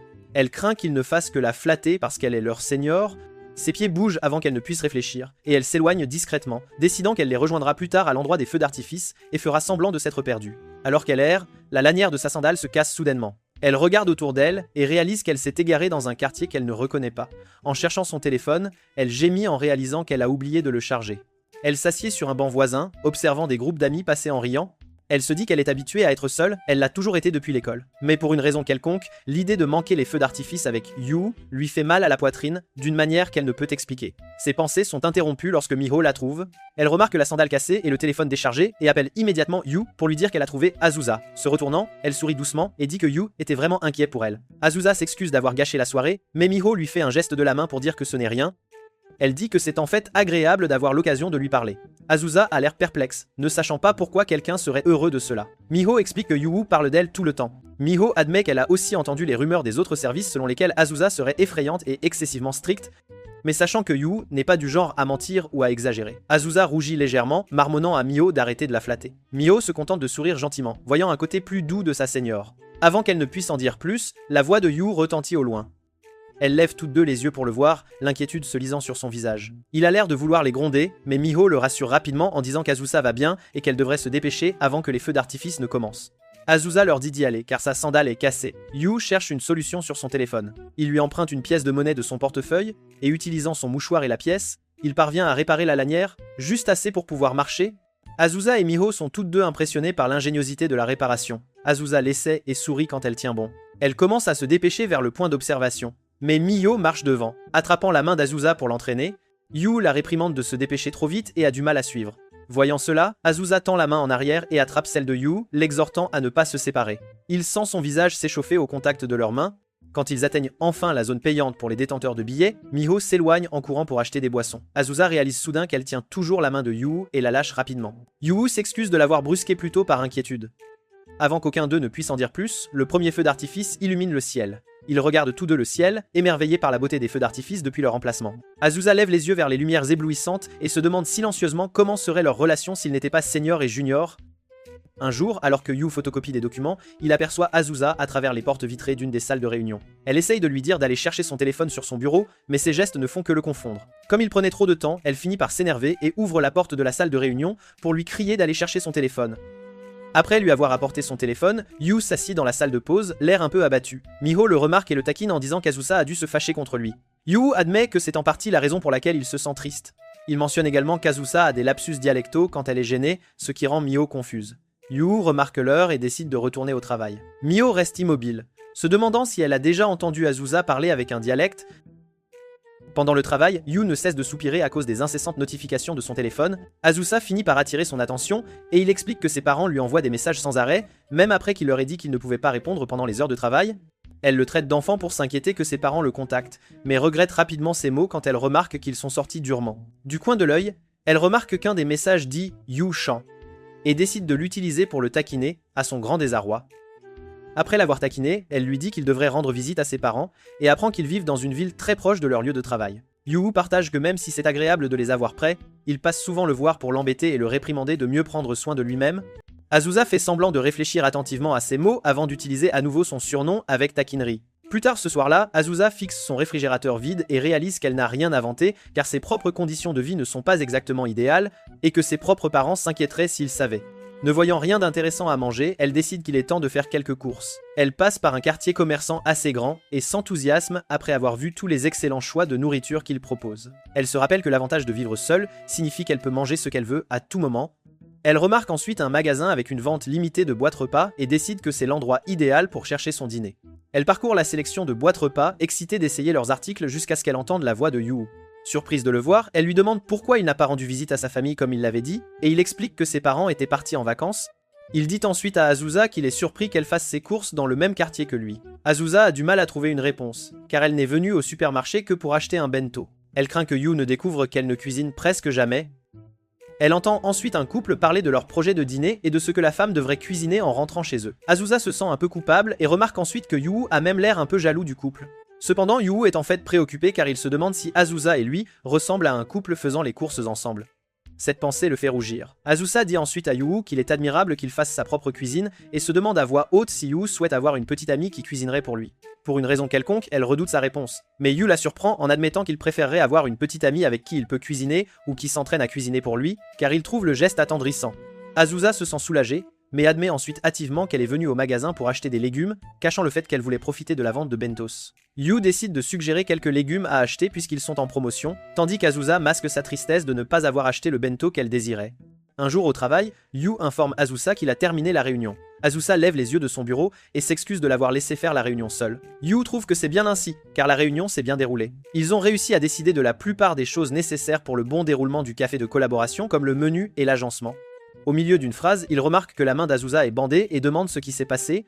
Azusa lui dit que ce ne sont que des coupures de papier. Cependant, Yu est méfiant car il y a beaucoup trop de coupures. Avant qu'il ne puisse la questionner davantage, le téléphone d'Azusa sonne et elle remarque que c'est sa mère, Sakura. Elle s'agace, mais se souvient rapidement de ses mots à Yu, alors elle décide de répondre et lui tend son marqueur, lui demandant de le réparer. Alors qu'elle répond à son téléphone et quitte la pièce pour plus d'intimité, Yu se demande ce qu'il doit exactement réparer. Sakura lui dit qu'elle essaie de la joindre depuis des lustres avant d'exprimer son enthousiasme pour le nouveau-né de leur voisin. Sakura commence à bavarder sur plusieurs sujets aléatoires, ce qui agace Azusa qui rappelle avec colère à Sakura de ne pas appeler pendant les jours de travail. Sakura s'excuse puis en vient au but de l'appel. Elle demande à Azusa si elle voit quelqu'un, car elle a trouvé étrange qu'Azusa ait voulu une photo du yukata l'autre jour. Cependant, elle dit à Azusa que si elle ne sort pas avec quelqu'un, ce n'est pas grave non plus. Quand Sakura lui dit que les mariages arrangés sont une option, elle déclare avec colère qu'elle a déjà un petit ami et raccroche sans expliquer. Elle remarque ensuite Yu à proximité, l'air choqué par sa déclaration d'avoir un petit ami. Il explique qu'il était confus par ses instructions précédentes car le marqueur semble aller bien. Azusa réalise qu'elle a laissé son dialecte transparaître et a utilisé un mot différent pour signifier autre chose. Elle pâlit et explique que dans son dialecte, cela signifie ranger un objet. Yu la rassure en disant que ce n'est rien et qu'il étudie parfois son dialecte, ce qui fait réaliser à Azusa qu'elle a être beaucoup utilisé son dialecte au bureau. Elle craint d'avoir pu paraître impolie à beaucoup de gens alors qu'elle avait travaillé si dur pour parler en japonais standard. Yu essaie de la rassurer en disant que ce n'est pas le cas, ce qui pousse Azusa à le fusiller du regard, essayant de le faire avouer la vérité. Il s'excuse et admet que c'était arrivé quelques fois. Azusa lui dit qu'elle comptera sur lui pour lui dire s'il ne comprend pas quelque chose. Elle passe devant lui, et la seule chose à laquelle Yu pense est le genre de personne qu'Azusa doit fréquenter. Azusa remarque que Sakura appelle à nouveau et répond à son téléphone. Elle panique quand Sakura admet qu'elle est en fait devant sa maison, espérant qu'elles pourront manger quelque part ensemble avec son petit ami. Azusa reste sans voix, ce qui inquiète Yu. Après avoir raccroché, Azusa explique que Sakura est chez elle et s'attend à rencontrer son petit ami pour le dîner. Yu dit que c'est une excellente chose, mais Azusa explique avec culpabilité qu'elle n'en a pas vraiment. Yu se sent soulagée mais se réprimande rapidement d'éprouver un tel sentiment envers sa seigneur. Azusa mentionne ensuite qu'elle craint que Sakura n'essaie de la caser avec un inconnu une fois qu'elle aura appris qu'Azusa n'a pas de petit ami. Craignant que cela ne se produise réellement, Yu décide de se porter volontaire pour être son faux petit ami. Après le travail, Yu et Azusa restent pour élaborer leur histoire de couple. Ils décident qu'ils devraient au moins mentionner qu'ils sont collègues. Mais Azusa ne sait pas sur quels autres détails ils devraient travailler. Quand Yu suggère qu'ils devraient déterminer la durée de leur relation, Azusa déclare qu'ils devraient juste dire une semaine. Mais Yu estime que c'est trop récent. Azusa admet qu'elle ne connaît pas grand-chose aux rencontres amoureuses. Se sentant nerveux, Yu suggère qu'ils disent qu'ils sortent ensemble depuis 4 mois, puisque cela fait 4 mois qu'ils se sont rencontrés. Yu admet alors qu'il ne sait pas grand-chose d'elle, et que ce serait utile si elle partageait un peu sur elle-même pour qu'il puisse répondre aux questions de Seiko. Il sent qu'il a peu être dépassé les bornes, mais Azusa admet qu'elle aime les jeux. Yu partage qu'il aime aussi les jeux et a récemment commencé à jouer à Final Fantasy. Azusa mentionne qu'elle joue au même jeu et se laisse constamment distraire par les quêtes secondaires. Elle sourit facilement, heureuse de savoir qu'ils ont un hobby en commun. Même Yu se sent tout guiré de partager quelque chose avec elle. Elle est confiante qu'ils peuvent passer le dîner et se dirige vers le restaurant. Au restaurant, Yu s'inquiète de son apparence, et Azusa lui dit qu'il va bien et ne devrait pas s'en faire pour tous les petits détails. Sakura arrive, et Yu est surpris par sa jeunesse, ne croyant pas au début que la jeune fille devant eux est Sakura. Il se présente, et Sakura lui dit à quel point elle est excitée de le rencontrer parce qu'Azusa ne lui a jamais présenté de petit ami. Il s'installe rapidement pour le dîner, et Sakura raconte de nombreuses histoires embarrassantes sur Azusa, à son grand désarroi. Sakura demande soudainement ce que Yu aime le plus chez Azusa. Azusa pâlit et craint que Yu ne puisse pas répondre, mais un appel téléphonique soudain interrompt ses pensées. Elle s'excuse car c'est un appel client et part parler dans un endroit plus calme. Sakura demande bientôt à Yu des détails sur leur relation, allant même jusqu'à lui demander s'il cache déjà un bébé. Après que Yu ait nié, disant qu'ils n'en sont pas encore là, Sakura explique ses inquiétudes pour Azusa car elle a tendance à être mal comprise en raison de sa nature introvertie. Elle raconte à Yu l'époque où Azusa avait été élue déléguée de classe à l'école primaire, mais avait eu du mal. Pendant la répétition pour leur festival scolaire, sa camarade de classe s'est blessée, et prise de panique, Azusa avait ordonné à tout le monde de se calmer. Cela a été mal interprété, et ses camarades de classe ont fini par avoir peur d'elle. Elle explique qu'Azusa est extrêmement gentille, qu'elle a risqué d'être détestée pour protéger une camarade de classe. Elle est consciente de parler du point de vue d'une mère, mais elle ne peut vraiment pas s'en empêcher.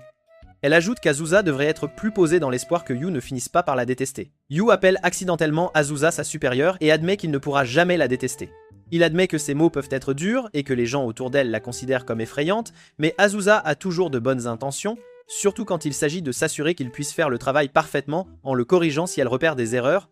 Sakura est ravie de savoir qu'il pense si bien de sa fille, et Yu commence à raconter à Sakura quelques histoires du bureau. Azusa se tient cachée pendant qu'elle écoute, reconnaissante que Yu ait dit de si gentils mots à son sujet. Après le dîner, alors qu'Azusa essaie d'appeler un taxi pour elle et sa mère, Sakura remercie Yu d'avoir joué le jeu avec les pitreries de sa fille. Elle admet qu'elle avait compris que Yu n'était pas vraiment son petit ami parce qu'elle avait surpris Yu faisant référence à Azusa comme sa supérieure, mais elle est reconnaissante que Yu reste à ses côtés. Quand elle apprend qu'Azusa utilise un dialecte en parlant à Yu, son cœur se gonfle d'émotion. Azusa informe Sakura qu'elle a réussi à obtenir un taxi et elle dit une dernière chose à Yu avant de partir avec sa fille. Le lendemain, Yu est invitée par Azusa en guise de remerciement. Quand Azusa reçoit son propre plat, elle remarque qu'il est accompagné d'une salade d'accompagnement avec des tomates. Elle la regarde un peu tristement, marmonnant qu'elle ne peut pas la couper.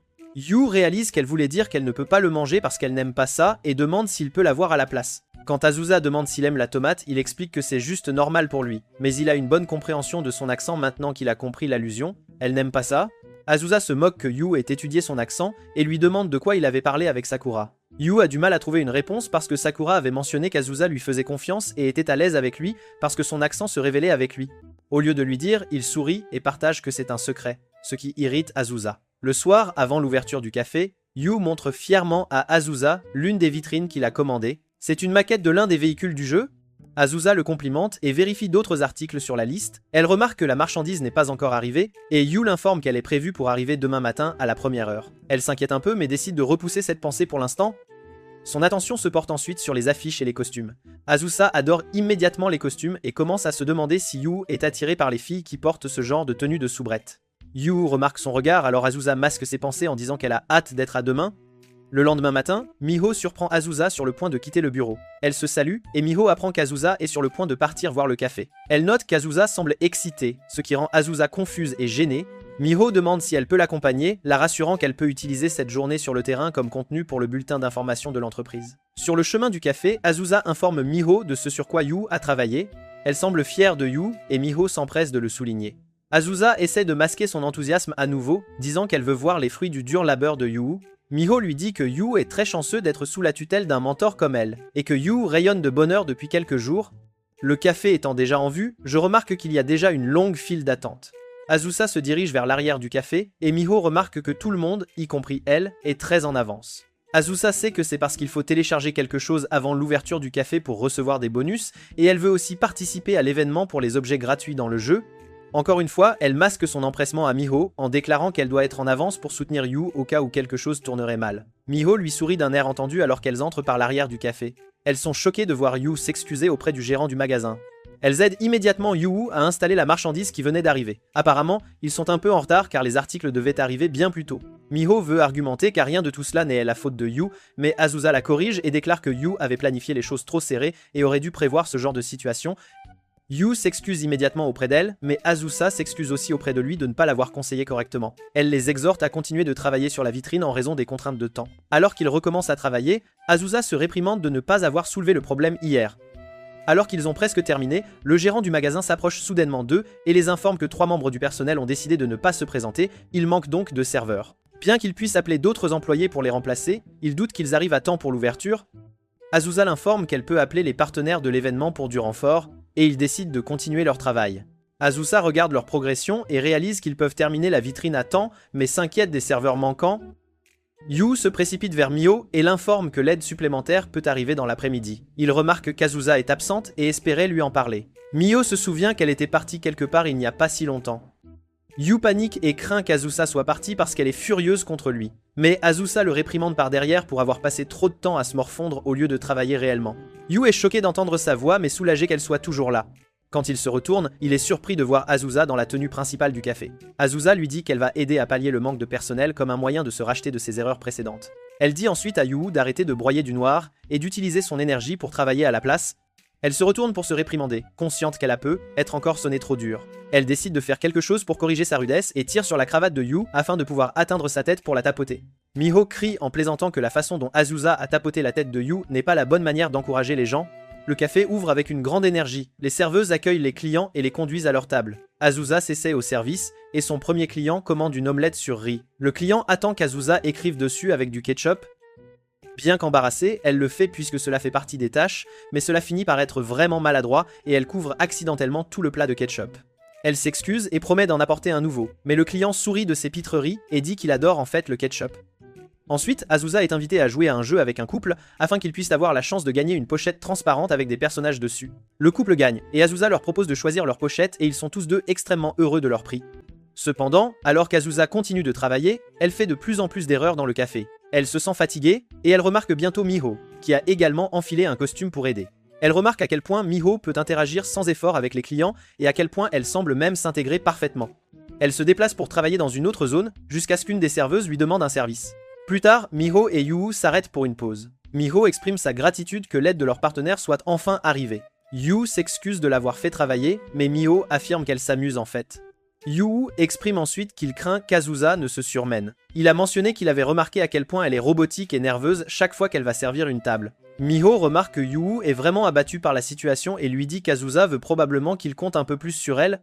Miho partage qu'Azusa l'a même approché pour des conseils sur la façon de le gérer, ce qui pour elle est un signe clair qu'Azusa chérit Yu.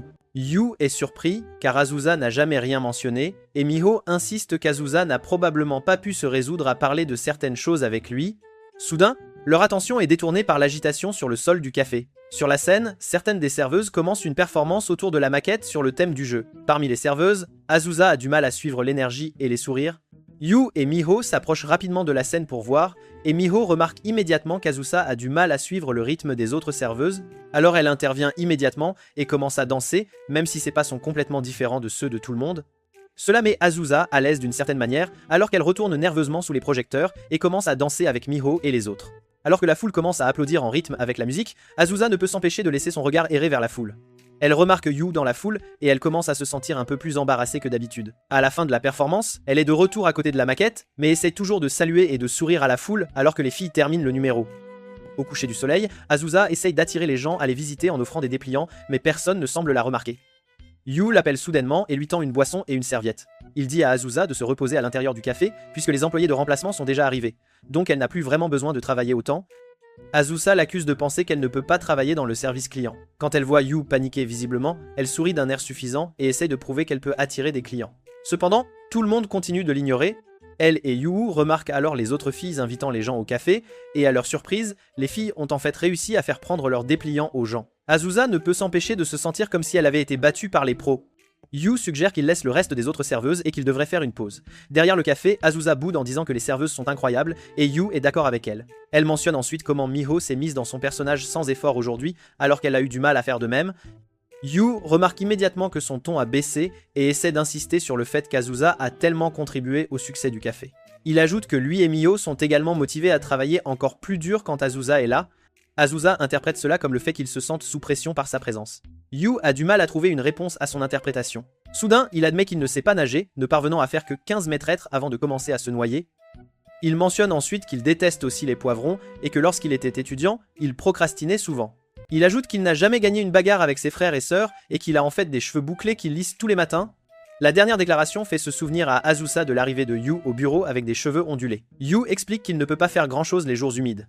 Azusa sourit et le remercie d'avoir dit toutes ces choses parce que cela le rend plus humain et plus proche d'elle. Elle déclare ensuite qu'ils se sont suffisamment reposés et qu'elle doit retourner travailler comme serveuse pour compenser tous les problèmes qu'ils ont causés au café. Cependant, elle sent qu'il n'y aura pas beaucoup de demandes pour elle. Cela fait que Yu lâche qu'il y en a, mais il se tait aussitôt qu'il laisse échapper les mots. Azusa pense que c'est une autre tentative pour la faire se sentir mieux sur le fait qu'elle est mauvaise en tant que serveuse. De retour à l'intérieur du café, c'est aussi animé que jamais puisque toutes les tables sont pleines. Yu et Azusa remarquent que Miho a des problèmes avec un client. Un client essaie de faire poser Miho pour lui, mais Miho ne semble pas trouver la bonne pose. Azusa interprète cela comme le client harcelant Miho, alors elle s'approche d'eux avec colère. Elle fait involontairement la pose que l'homme veut en demandant ce que l'homme fait même à Miho. Alors que Yu panique, l'homme devient soudainement très heureux, expliquant qu'Azusa fait la bonne pose et la remercie même pour cela. Azusa est confuse puisque l'homme est soudainement devenu si heureux. Il demande un parfait et un jeu avec Azusa, espérant qu'elle apportera la même énergie colérique qu'elle a montrée. Azusa est toujours confuse par son bonheur soudain, mais décide de suivre les demandes de l'homme. À l'approche de la nuit, presque toute l'aide supplémentaire est arrivée, et le gérant du magasin remercie Yu et Azusa pour leur aide. Il complimente même Azusa pour leur avoir offert un service de premier ordre. Azusa et Yu entrent dans la salle de pause et expriment leur soulagement que le premier jour ait réussi à se terminer en douceur. Avant qu'Azusa ne fasse un mouvement pour se changer, elle décide de demander à Yu des détails sur son dernier client et pourquoi il semble si heureux de son service. Yu pointe du doigt un standee d'un personnage qui ressemble à la tenue, à l'expression et à l'aura d'Azusa. Azusa sourit et imite la pose, demandant si la ressemblance est claire. Yu rougit et admet que oui, mais déclare qu'Azusa a toujours semblé être la maîtresse plutôt que la serveuse. Azusa exige une explication. Alors Yu lui dit que, puisque Azusa est sa supérieure et s'occupe toujours de lui, il lui est très difficile de l'imaginer appeler d'autres personnes maîtres. Azusa le regarde confuse et souligne qu'une partie du rôle d'une serveuse est de prendre soin des gens. Yu réalise qu'elle a raison.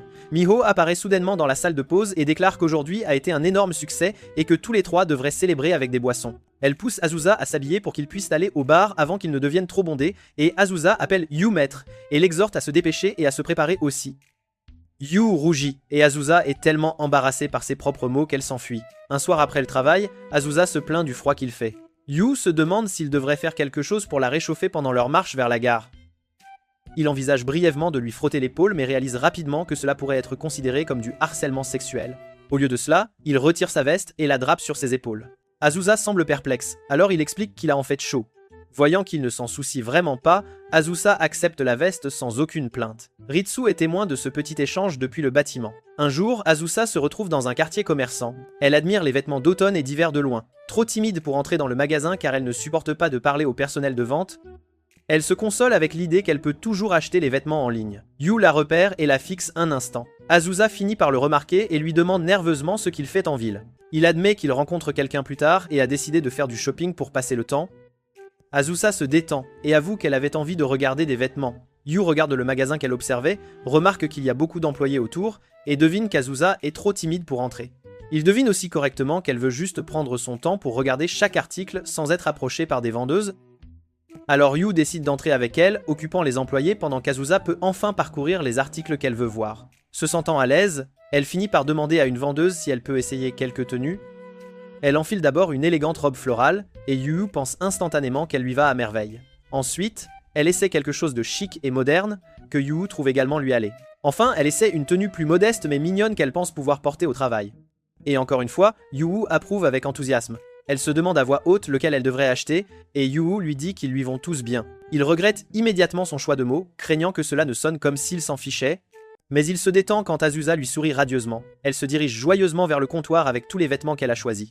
Yu la regarde, pensant qu'elle était mignonne, puis se cogne aussitôt la tête contre le mur, se réprimandant d'avoir pensé à sa supérieure de manière trop familière. Au coucher du soleil, Azusa remercie Yu pour toute son aide. Elle a un peu de mal, mais réussit à lui dire un au revoir décontracté au lieu de ses adieux formels habituels. Yu sourit et répète le même adieu et les deux se séparent. Azusa s'inquiète immédiatement d'avoir semblé maladroite. Alors qu'elle marche, elle se convainc que son au revoir décontracté était bien, puisque son adieu habituel de style professionnel aurait semblé étrange. C'est alors qu'elle entend une fille appeler le nom de Yu. Quand elle se retourne pour regarder, elle voit une fille s'accrocher au bras de Yu. Le lendemain au travail, Azusa se tient perdue dans ses pensées près des distributeurs automatiques. Ritsu lui offre une boisson, exactement celle qu'il sait être sa préférée. Azusa le regarde avec méfiance. Ritsu rit facilement, faisant semblant d'être offensé qu'elle suppose le pire de lui, puisqu'ils ne se sont pas vus depuis un moment. Soudain, Miho s'approche et les salue, remerciant Ritsu pour tout son dur travail.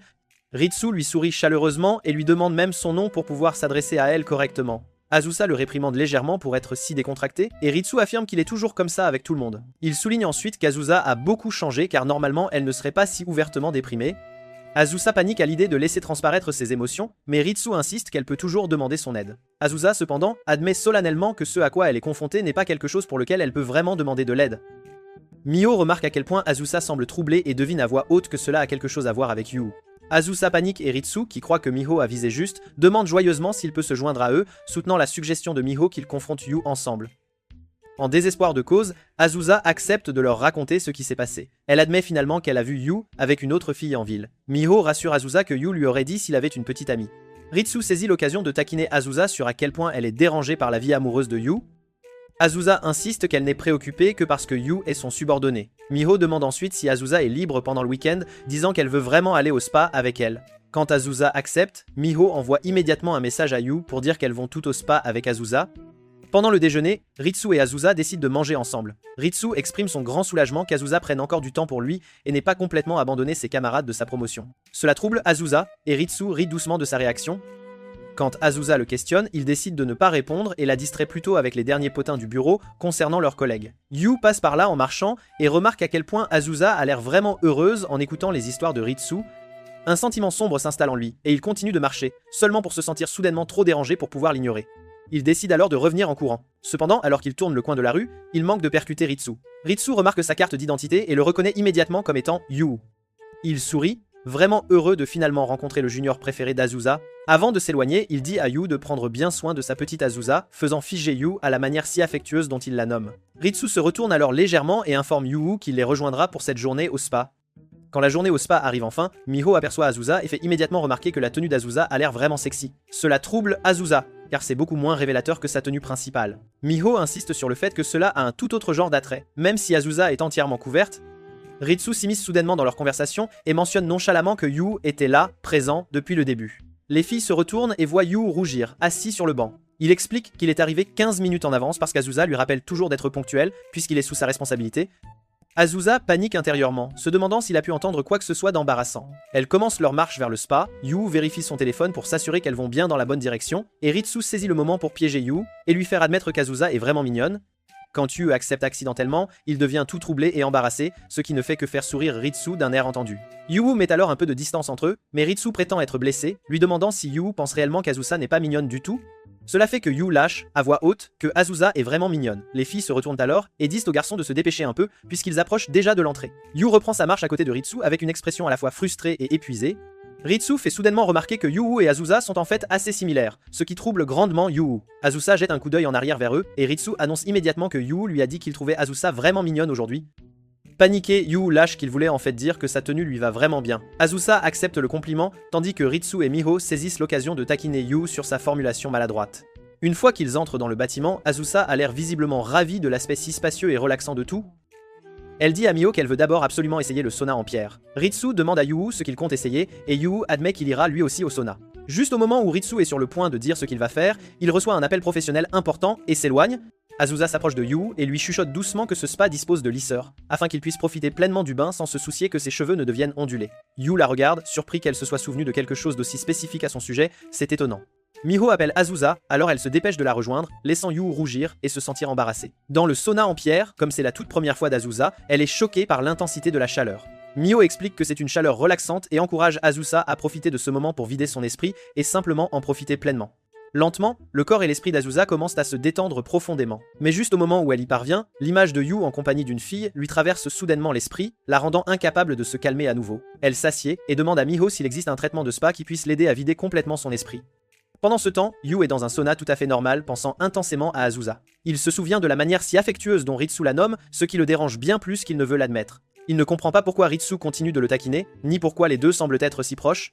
Il essaie de chasser ses pensées, se disant que ce n'est absolument pas sa place, puisqu'il n'est que le junior d'Azusa. Azusa et Miho finissent par aller se faire masser.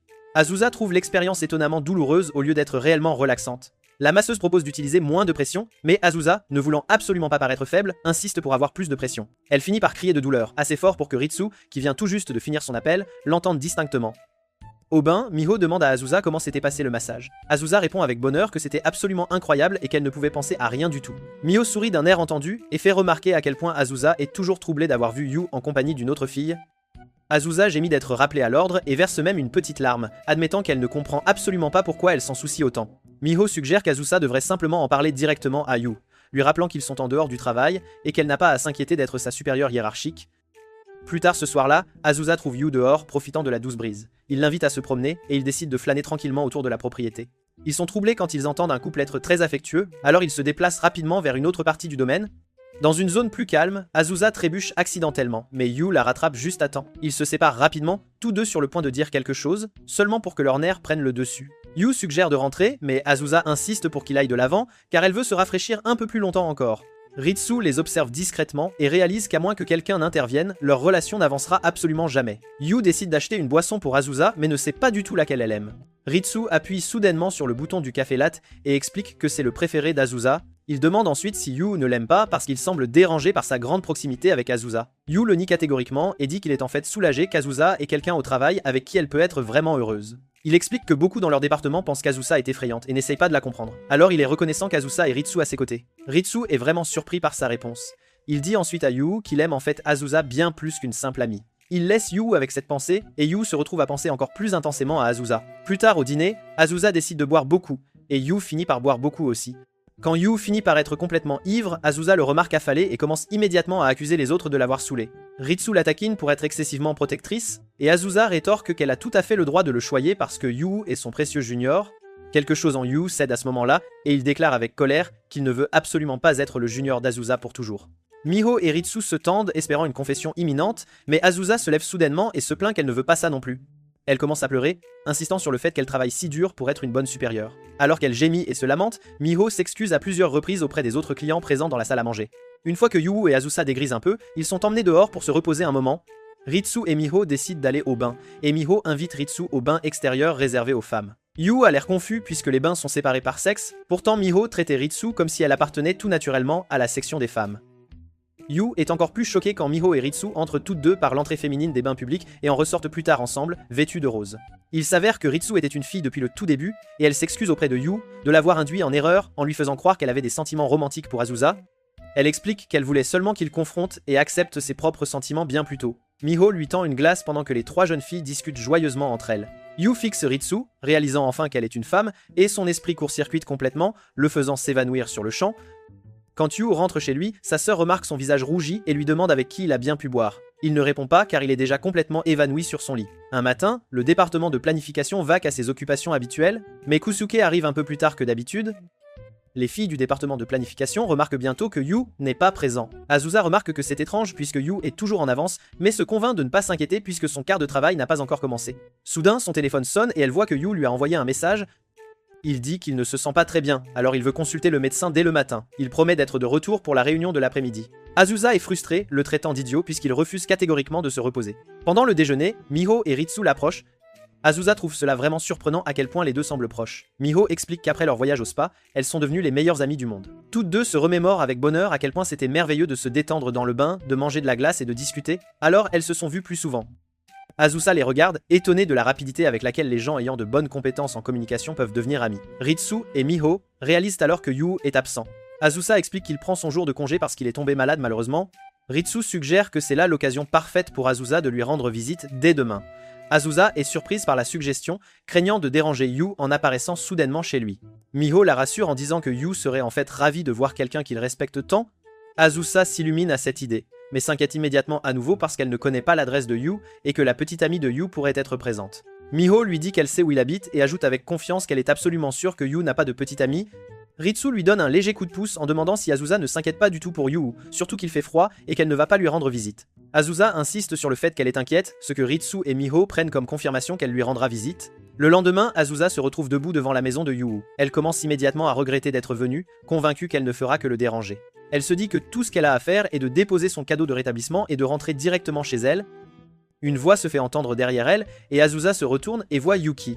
Elle la reconnaît immédiatement comme la jeune fille qu'elle a vue dans le quartier commerçant. Yuki demande joyeusement si Azusa est là pour voir son grand frère. Azusa réalise qu'elle s'était complètement trompée. Yuki n'est pas la petite amie de Yu mais sa petite sœur. Yuki demande ensuite si Azusa est par hasard la petite amie de Yu, plongeant Azusa dans une panique totale. Yu finit par ouvrir la porte portant un masque facial et est choqué de trouver Azusa debout juste à côté de Yuki. Yuki essaie d'inviter Azusa à entrer, mais Yu leur demande précipitamment d'attendre un instant et ferme la porte. Un moment plus tard, il réapparaît et invite enfin les deux jeunes femmes à l'intérieur. Azusa entre et regarde autour de l'appartement, remarquant quelques-uns des bibelots personnels de Yu exposés. Yuki se présente correctement comme la sœur cadette de Yu, et Azusa lui tend nerveusement sa carte de visite professionnelle, expliquant qu'elle est la mentor de Yu. Yu dit à Azusa qu'elle n'a pas besoin d'être si formelle avec Yuki, c'est inutile. Yuki lui chuchote ensuite qu'il a vraiment de la chance d'avoir une si jolie mentor. Yu dirige Azusa vers le canapé et lui demande si le thé d'orge lui convient. Azusa insiste pour qu'il retourne se reposer et ne s'inquiète pas du tout pour elle, mais Yu l'assure qu'il va bien. Azusa se détend un peu à ces mots, juste au moment où Yuki remarque la grande variété des ingrédients qu'Azusa a apportés et annonce immédiatement qu'elle va cuisiner un délicieux repas pour son frère. Yu panique et Azusa propose d'aider également. Les filles se dirigent vers la cuisine pendant que Yu reste tranquillement sur le canapé. Azusa suggère de commencer par la pomme et Yuki est sur le point de la laver avec du liquide vaisselle quand Yu la prévient heureusement de ne pas le faire. Azusa tient ensuite le couteau à l'envers, choquant Yu encore plus profondément. Yuki est sur le point de mentionner qu'elle pensait qu'Azusa était sa petite amie, mais Yu la coupe court. Les frères et sœurs se chamaillent gentiment pendant qu'Azusa finit tranquillement de préparer la pomme. Quand Yuki la voit, elle la trouve mignonne et attrape immédiatement un maillet pour préparer autre chose. Mais Yu insiste pour prendre en charge le reste des préparations lui-même. Les filles l'autorisent, l'air un peu déçu. Quand Yu s'approche de la planche à découper, il remarque qu'Azusa a essayé de donner à la pomme la forme d'un petit lapin. Azusa explique fièrement qu'elle s'est entraînée, se souvenant des mots de Yu sur le fait qu'il trouverait cela vraiment doux si quelqu'un qu'il aime s'entraînait à cuisiner pour lui. Son visage rougit au souvenir et elle le supplie d'oublier qu'elle ait jamais dit ça. Un petit moment plus tard, il retourne au salon avec un grand bol de bouillie.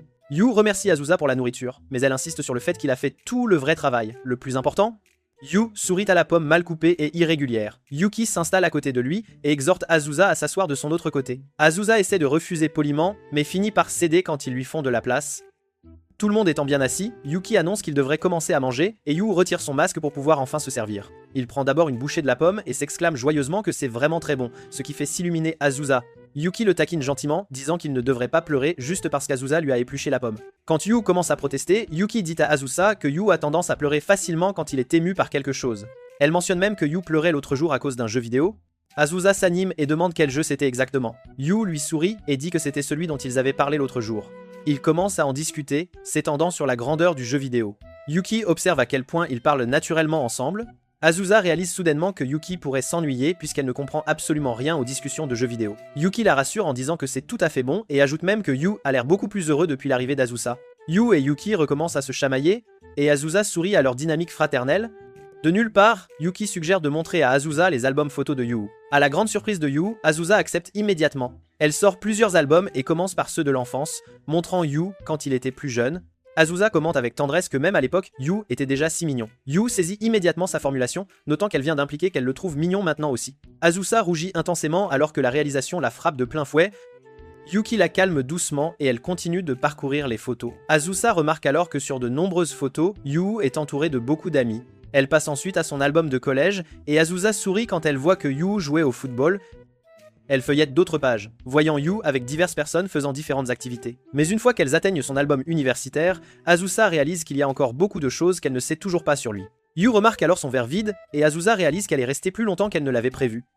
Yuki propose soudainement de sortir acheter plus de boissons pour qu'Azusa puisse rester plus longtemps. Quand Yuki s'en va, la pièce devient étrangement silencieuse. Yu décide de briser le silence en évoquant la journée passée au spa. Il s'excuse pour la suggestion soudaine de Mio car il suppose qu'Azusa n'a accepté que par pure politesse. Azusa admet qu'elle s'est amusée et mentionne que Ritsu a suggéré qu'ils devraient tous y retourner ensemble. Yu a l'air surpris et dit qu'il se sent vraiment mal à propos de la façon dont il a agi devant tout le monde quand il était ivre. Azusa lui dit qu'elle a aussi mal agi. Un souvenir soudain de son éclat ivre la frappe de plein fouet et elle devient très embarrassée. Yu insiste sur le fait que c'était lui qui avait tort. Cela fait qu'Azusa se lève et lâche que tout était de sa faute. Surtout depuis que Yu l'a fait agir étrangement après qu'elle l'ait vu avec Yuki dans le quartier commerçant l'autre jour, car elle avait cru que Yuki était sa petite amie. Yu la regarde en clignant des yeux et lui demande pourquoi elle se sentirait bizarre s'il avait une petite amie. Azusa se fige complètement, réalisant que c'est une chose étrange d'être dérangée par cela. Yu réalise à quel point sa question était audacieuse et s'excuse rapidement. Pour apaiser la tension, il décide de préparer du café. Il commence à préparer une nouvelle fournée en utilisant une cafetière à filtre, ce qu'il explique être son tout dernier achat. Il admet qu'il voulait essayer de préparer son propre café, bien que ce soit la toute première fois qu'il ait réellement eu l'occasion de l'utiliser. Quand il a fini, il verse une tasse pour chacun d'eux, s'assurant d'ajouter du lait et du sucre à celle d'Azusa. Azusa remarque que Yu utilise la tasse qui correspond parfaitement à la sienne. Yu admet timidement qu'il aime vraiment beaucoup le design. Elle s'excuse soudainement, déclarant qu'elle est reconnaissante qu'il soit intervenu pour elle malgré le fait que c'était elle qui avait cassé l'une des tasses en premier lieu. Yu essaye de la rassurer en disant qu'elle n'a absolument rien à se reprocher puisqu'elle l'a beaucoup aidé ce jour-là. Azusa se souvient de quelque chose de quand elle était plus jeune. Elle a été élue déléguée de classe même si elle n'était pas du tout sûre d'elle. Pendant le cours de sport, elle a eu beaucoup de mal à calmer ses camarades de classe pendant qu'ils attendaient leur professeur. Ils sont devenus si bruyants qu'une des filles a été frappée par un ballon perdu et a commencé à pleurer, faisant paniquer tout le monde. Ne sachant absolument pas quoi faire d'autre, Azusa a élevé la voix et les a grondés de ne pas l'écouter. Azusa confesse ensuite à Yu qu'elle a toujours été terrible pour interagir avec les gens. Elle effraie parfois les autres sans le vouloir, mais cela signifie aussi qu'il l'éviterait, ce qui lui rendait les choses plus faciles, en un sens. Cependant, une fois que Yu est devenu son junior, elle a cessé de penser de cette façon. Elle révèle qu'elle a vraiment essayé très fort de trouver des moyens de s'entendre avec lui. Elle se reproche d'avoir fui la socialisation, mais Yu lui dit gentiment qu'elle faisait simplement de son mieux, ni plus ni moins.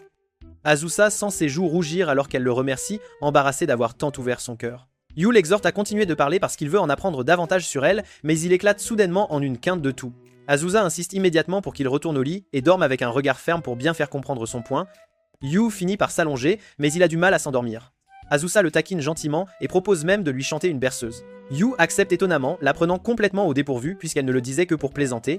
Pourtant, elle décide de le gâter juste cette fois et s'assied à côté de son matelas. Elle commence à chanter doucement, et Yu ferme les yeux avec un petit sourire. Cependant, elle s'arrête à mi-chemin, est embarrassée, puis jette la couverture sur son visage et lui ordonne fermement de dormir.